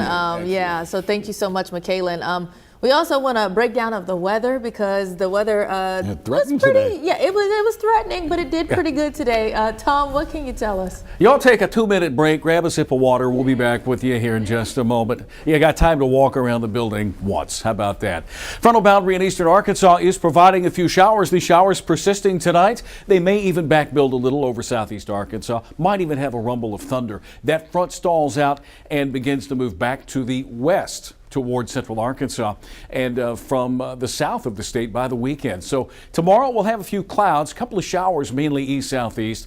Above average temperatures are expected, and our weekend rain chances are also going up. They're down Wednesday, Thursday, and Friday. And by the time we hit the weekend, Saturday and Sunday, our next weather maker coming into play doesn't look like it's prolific of a rainmaker that we've had the past 48 hours. Weak area of high pressure will cruise on by. This front kind of stalls out, begins to lift back to the north and becomes one with this system out to the west over the Rockies. Cold enough for some snow over Colorado. This system is going to just kind of sit and meander and spin and become a weather maker for us as we head toward your weekend. All right, as we look toward central Arkansas, skies cleared out briefly, but then we've got a few more that have built back in. Western Arkansas tonight cleared out nicely, but clouds and a few showers here. Let's put the future radar into motion. We'll have a few clouds for tomorrow, and then they'll spread from east to west, and although Thursday and Friday do look dry, low-level moisture comes back into play, and that plays a role in the weekend forecast. Highs tomorrow from 66 Harrison, 73 Monticello, here in the metro about 70. We'll call it partly sunny to mostly cloudy. A few sprinkles cannot be ruled out.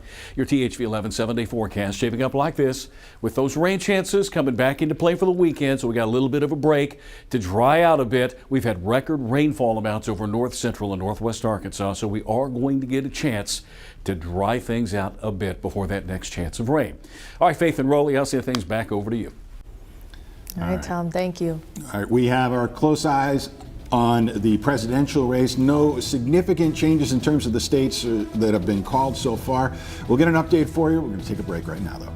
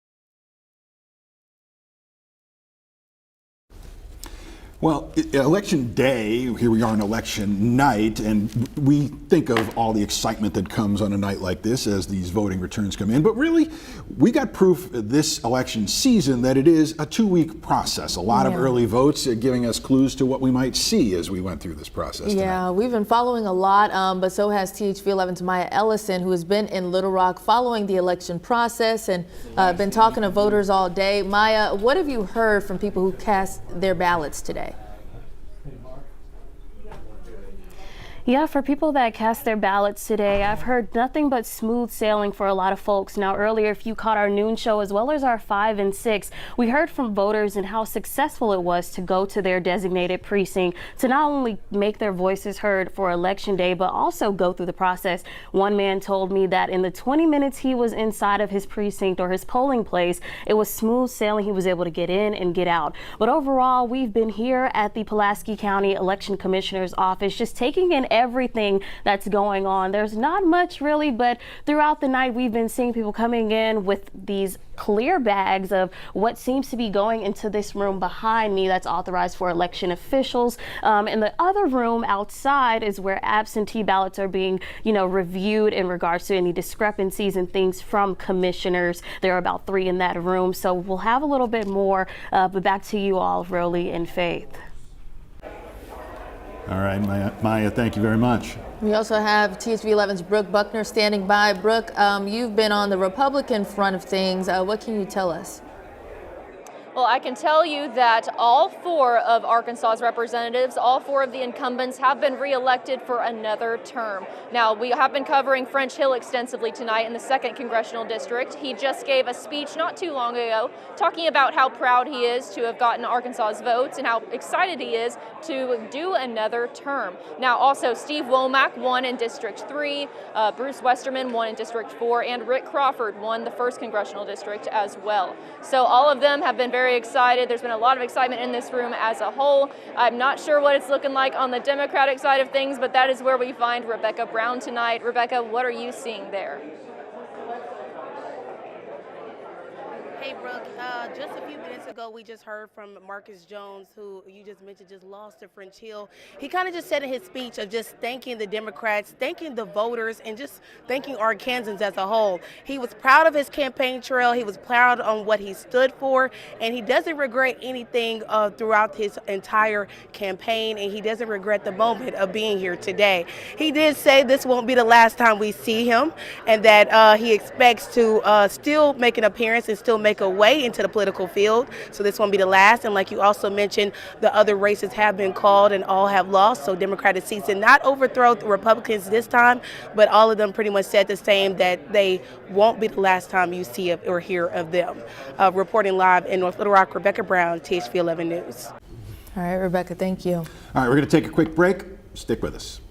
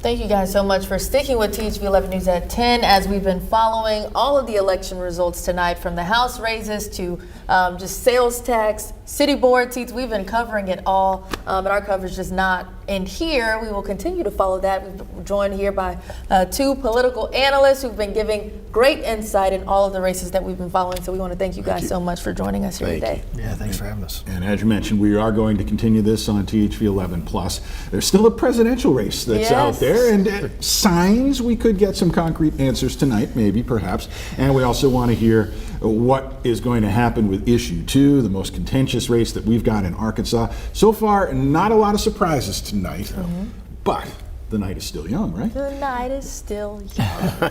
Thanks so much for joining us here on Election Central. We are available online on your smart TVs and those results right to your phone, 501-376-1111. We'll see you on the streaming platform.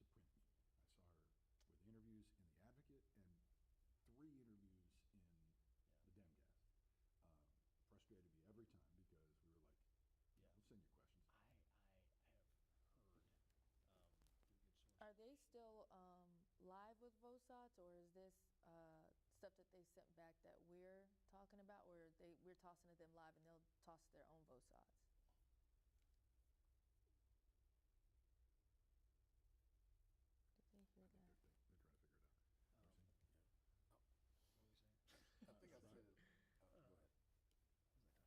I mean, it's just sort of like, and if you remember though, back in the race with Wynn, when he won. She's not the one that, when they had the debate over at the Ron Robinson, seemed like she was like in another world. That's not in the primary. Yes. Was that her? Yes. I'm almost 100% sure. They said that she might be some sort of early dementia. I don't know all of it. It's just like there's just something there health wise that's not great. But she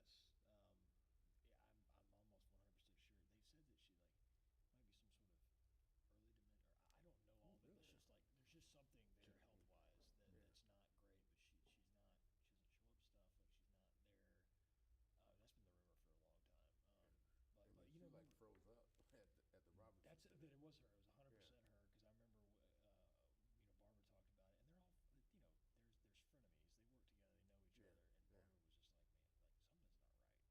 And Barbara was just like, man, like something's not right. Like you know what I mean? Like there's something going on there. And but I don't know anything else. And I think and if you remember the election when Justice Wynn won re-election, then died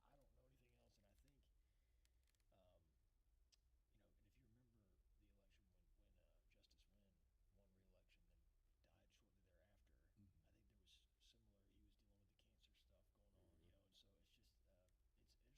there's just a lot of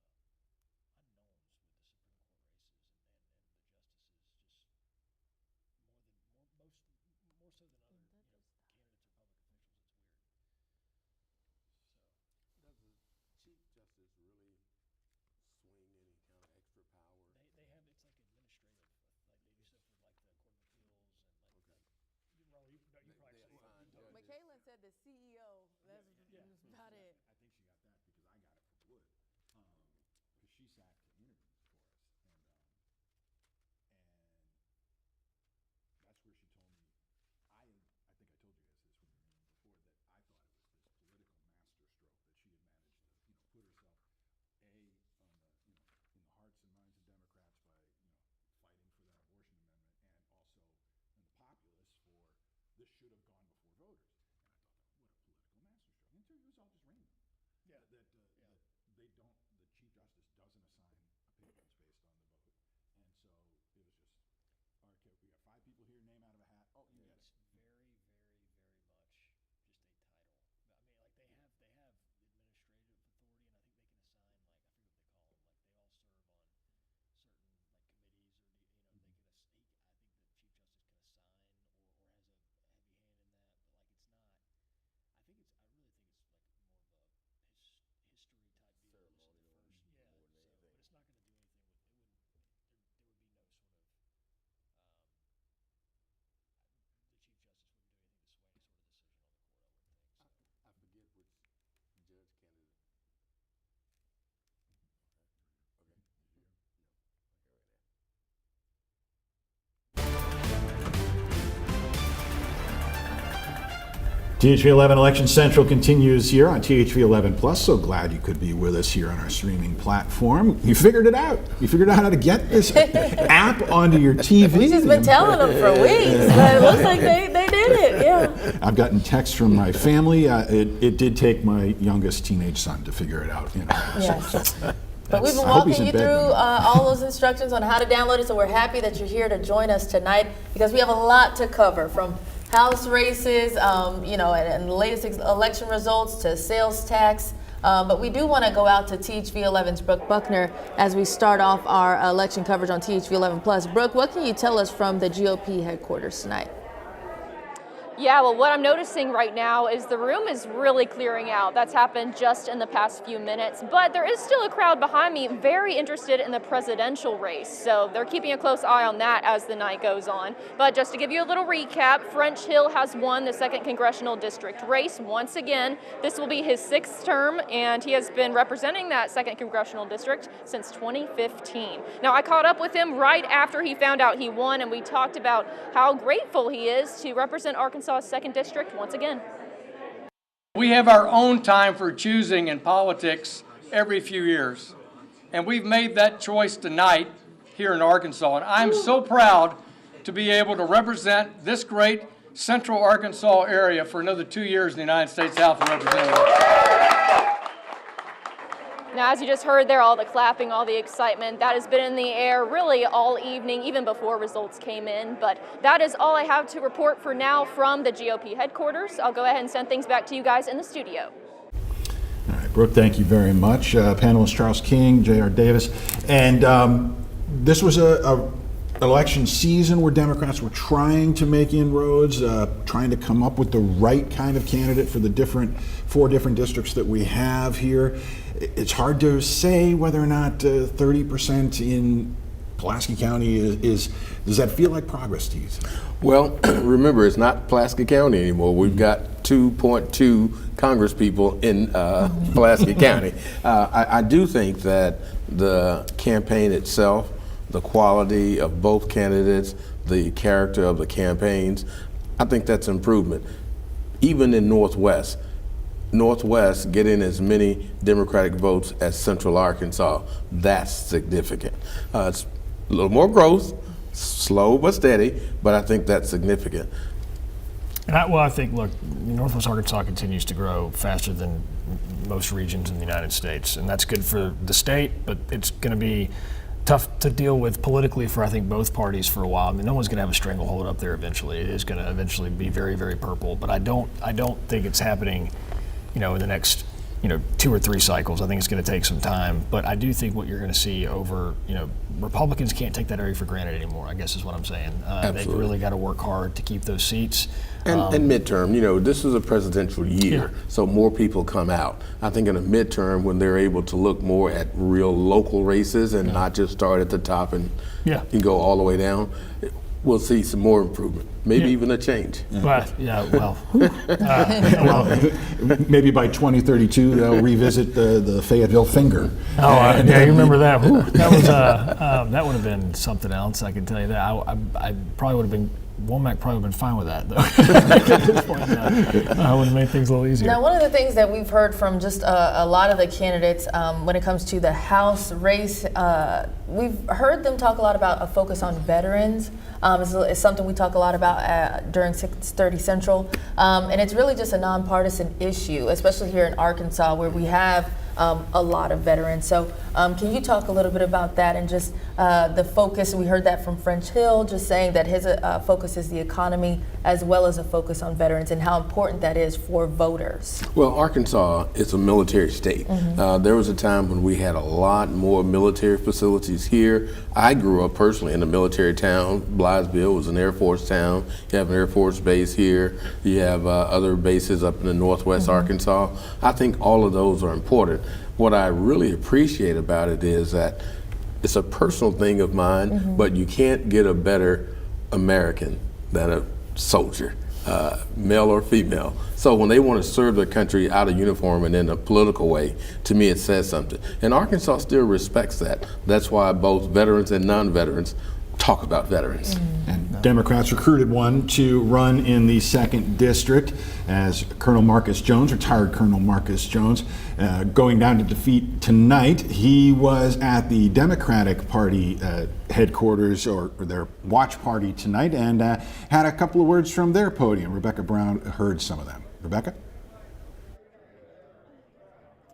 Thank you, Rolly and Faith. Yeah, a lot of sentimental and emotional speeches here today. We heard from John Pagan, Rodney Govins, and of course Marcus Jones, which was a very attentive race that everybody was looking forward to. All three just basically thanked the Democratic Party, thanked the Arkansans, and thanked voters for believing them this far and also just standing on their values and their morals. Of course, all were saddened to hear the results of them all losing tonight, but they still kept a lot of hope and faith that this won't be the last time you see them, and they were just grateful to be taking that stand and taking a stance in Arkansas. Well, you'll hear a little bit more about what Marcus Jones has to say.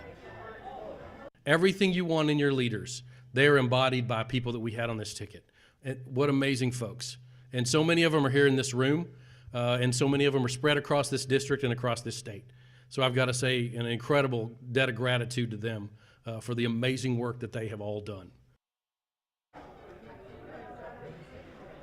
Again, Marcus Jones, you heard similar stories and similar speeches all tonight, and we'll have more for you coming up on our Wake Up Central. But live in North Little Rock, Rebecca Brown, THV11 News. Sending it back to you, Faith and Rolly. All right, Rebecca, thank you very much. The most contentious issue all night, at least in Arkansas, has been issue number 2. Yeah, Carter, you're there now. I have been following this all day, telling us about issue 2 and breaking it down for people who might not know. Carter, what can you share and what is the latest? Yeah, well, Faith, what we're seeing is essentially the same percentage that we've been seeing all night. 56% for issue 2, which means no casino. Again, that's confused some people. 44% against issue 2. The only thing that's changing is the amount of votes in. And right now, last I saw from the Associated Press, 82% of the vote was in. So we're getting pretty close to all the votes being counted. And I'm joined here right now by Hans Sturitz. We heard from him earlier in the night. He's with Local Voters in Charge, which is a group in favor of issue 2. And Hans, not called yet, but 82% of the vote in. You're up 56-44. What are you feeling at this point in the night? Yeah, you know, the numbers look great, and we hope they hold up. I think this is really an important issue that Arkansas has weighed in on tonight, and we're obviously happy with the potential results here. And I do want to ask you about kind of what they're saying down the street. It's the event for the group that is against issue 2 for the casino, and they're pointing out the numbers that Pope County voted against issue 2, meaning they want the casino, but it seems like the state level results might overrule that. They're calling it unfair. I just kind of wonder if you have any response to that. I know this is kind of a recent thing. Just wondering what your thoughts are. Yeah, you know, it's a challenging issue for Pope County for sure. But when it comes down to it, this is a constitutional issue, and we're looking at it from the state level as how we go about licensing casinos in Arkansas. And I think the addition of the local voter control portion to Amendment 100 is an important consideration for every county in the state, and the state's weighing in, and that's where we're headed.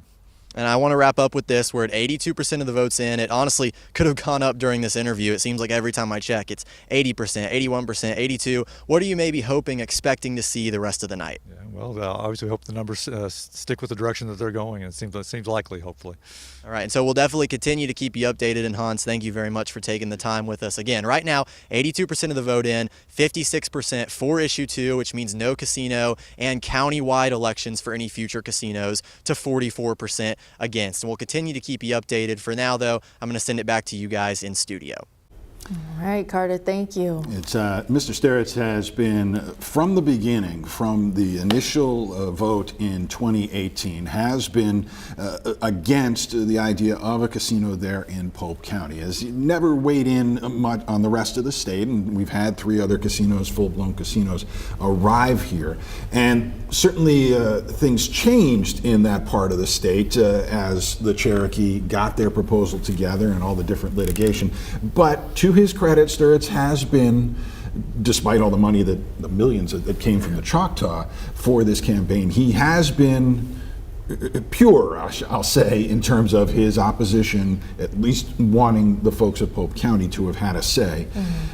Hard to read what that say is now after this confusing election year, but at least he's been consistent the whole time. Yeah, that's true. I do think that, man, your heart goes out to the folks in Polk County, because it's happened twice now. Like, they didn't want it. They were given, they were forced. It was forced on them in 2018 by the rest of the state. Now they're saying, they want it, and the state's saying, well, we're taking it away. So, I mean, it's just like, it's the true really, loser in issue 2 is Polk County. It's Polk County. It really is. Yeah, it's remarkable. I mean, for that to happen twice in a 6-year span on the same issue, like, good grief. And a lot of them just really want a say, making their voices heard. And now it is seeming like special election. They get input on where the casino would be placed, and so we just continue to follow these issues. So what's so funny is whether there'll be there'll have to be another vote signature drive. They've had one every year in that part of the state to let's get rid of this casino. It'll be interesting to see if they take this vote tonight and say, let's start this all again. We changed our minds, and see if we can convince you to do this, and whether or not the state just goes, Yeah, well, I mean, I know there's really no way to ever find this out, but I'd be very curious how many votes were cast out of just sheer confusion. I mean, I really think that there was, people wanting to know if it was they're voting for it, they're voting against it. I'm sure there were several people that voted for it thinking it was a yes. I mean, it's just very confusing. Seems like a follow-up story for THV11 next couple of weeks. So, but let's take a look at issue 1. Seems to have provided a little more clarity, and that's the expanded use of lottery proceeds, and that is now expanded to go to vocational technical schools and technical institutes, no longer kind of reserved for just that traditional public or private nonprofit. So we're taking a look at issue 1, and it looks like it was clear 90% for. Have you ever seen 90% for issue? No, the ballot? Like, what? I don't think I've ever seen that in anything ever. That's wild. At the risk of bringing up theories and conspiracy theories and that sort of thing, it makes you wonder, who are those 10%? Were they hitting the button wrong on the touch screen? And what was the argument? I want to hear their reason. I don't know why. This was something that had all of the lawmakers, because it was the legislature that initiated it, and they were unanimous in wanting to get this done, Democrats and Republicans. And so again, not to get into conspiracy theories, but there are those people taking videos of hitting a touch screen and something else lighting up. So but I think it could be one of those, things where you have some voters that are like, keep it the way it is. If it's not broke, don't fix it. I don't want it to change, and I'm just going to keep it the way that it is. So that might be our measurement right there. 10% of our electorate just went down there and went no on everything. I will say I'll remember this night forever, because I've never, ever seen 90% on anything ever. I mean, that is just really something. I mean, I was just thinking through when that number popped up. I'm like, I mean, it could be, puppies for everybody. You never see 90%. It's a cake and ice cream vote right there. And they're not going to show us any numbers on issue 3, but I would love to see those numbers as well, because I think that was probably an 80%er as well. I think it would have been popular for sure. Yeah. Universal acclaim for the way the voting process worked in Arkansas so far this year. Maya Ellison has been keeping close tabs on the process. She is right in the room, right next to her, right over her shoulder. They are counting ballots right now. Am I right, Maya?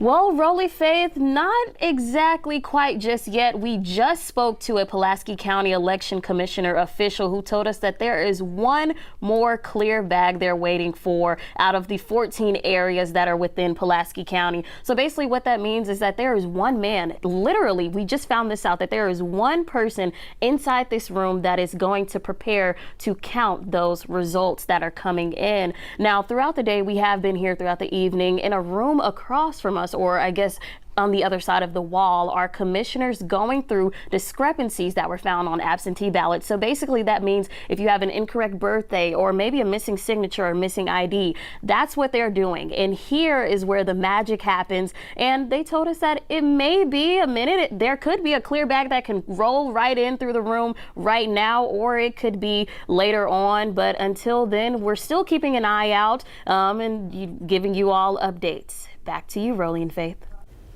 Well, thank you so much, Maya. And it's good news to hear that we didn't have any major issues when it came to people casting their ballots. So that's always good news. And the weather cooperated with us a little bit today. Soggy start, but it worked with us. And that Pulaski County Vote Center has been the site of some exciting nights sometimes, boxes in different positions, people wondering who's accounted for them, but everything appears to be going smoothly there this evening. Of course, that is right in downtown Little Rock. There has been several right across the street races of much intrigue going on of who will be in the boardroom in City Hall. Ashley Godwin has the latest on those.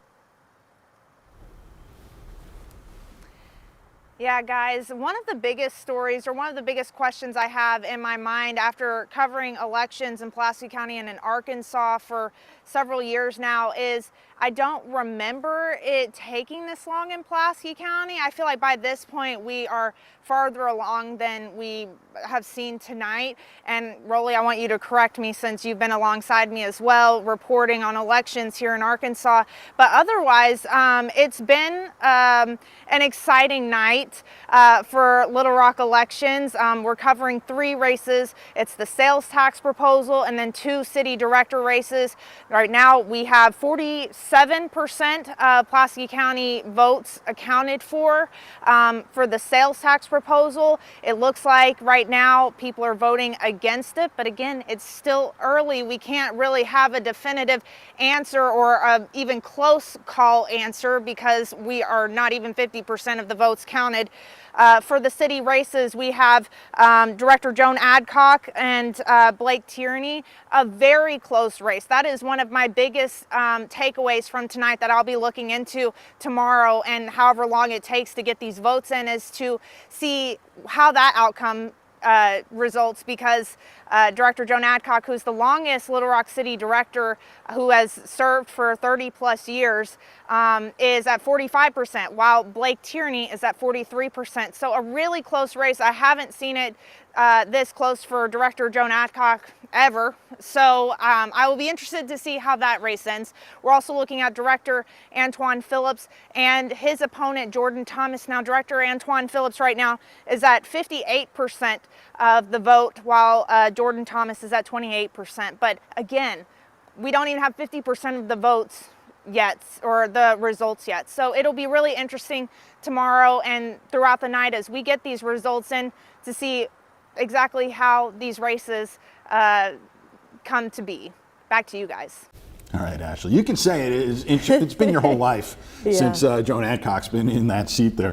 And you've lived in Little Rock your whole life, so we appreciate your reporting on that and for Ashley us. had her handful. It's board positions, sales tax, so she was following quite a bit, but has done an excellent job. So Ashley, thank you so much. We appreciate it. Indeed, indeed. We've got McKaylin Johnson keeping an eye on one of the other statewide races tonight, the race to take over the top spot on the state Supreme Court. Mac, any new numbers there? Hey there, Rolly. Yeah, so it's just continued to go up right now. We see that 77% of precincts are reporting right now. And if you've been with us throughout our election coverage, Justice Karen Baker has kept a narrow lead over Justice Rhonda Wood. Right now, she has 52% of the votes that are reporting right now, with Justice Rhonda Wood at 48%. Still very close. We are not at 100% just yet. So the AP and CBS have not called this race, so we aren't either. But still a very narrow lead. So it'll be interesting to see if that changes at all, but it's kind of stayed at 52 to 48% for the last little bit since those polls have closed and numbers have come in. And of course, now no matter who makes it to that top seat of the state's highest court, this is still a historic race. Whoever wins will be the first woman elected to the Chief Justice seat for the Arkansas State Supreme Court in Arkansas's history, and that is pretty significant to see there. And of course, if you're wondering, well, what does the Chief Justice do? The Chief Justice is basically the CEO of the Arkansas State Supreme Court. They are going to be over those people, the more than 400 employees and staff that are inside of the administrative offices here at the Supreme Court. They are handling the budget, which is more than $50 million. So they had a lot of roles there, but they also are going to decide what cases does the court take in, and they are over all of the courts, state, district, trial courts. Again, the CEO, they run everything. So not only is this a historic race, this race for Chief Justice is also very significant for the state as a whole. And of course, the two justices, well, how do they differ? Because this is a nonpartisan race. They are not party affiliated. So you really have to look at the opinions that some of these justices have put out to really get a feel for why you feel like you would want to vote for them. And Justice Karen Baker and Justice Rhonda Wood have been on opposing sides on some significant ballot issues and some cases in the recent past. And one of those is why you didn't see it on your ballot when you went to go cast it. It would have been issue 4 for the proposed abortion amendment. Justice Rhonda Wood wrote the majority opinion while Justice Karen Baker wrote the dissenting. And so that is a hot button issue, especially in Arkansas, across the country, but here in Arkansas, a hot button issue. And so I'm sure voters, if they have been paying close attention to this general election, that is something that could have swayed their vote. But again, it will be interesting to see where those votes lie at the end of the day when all of those precincts are reporting, because again, we are just under 80%. They are not all in right now.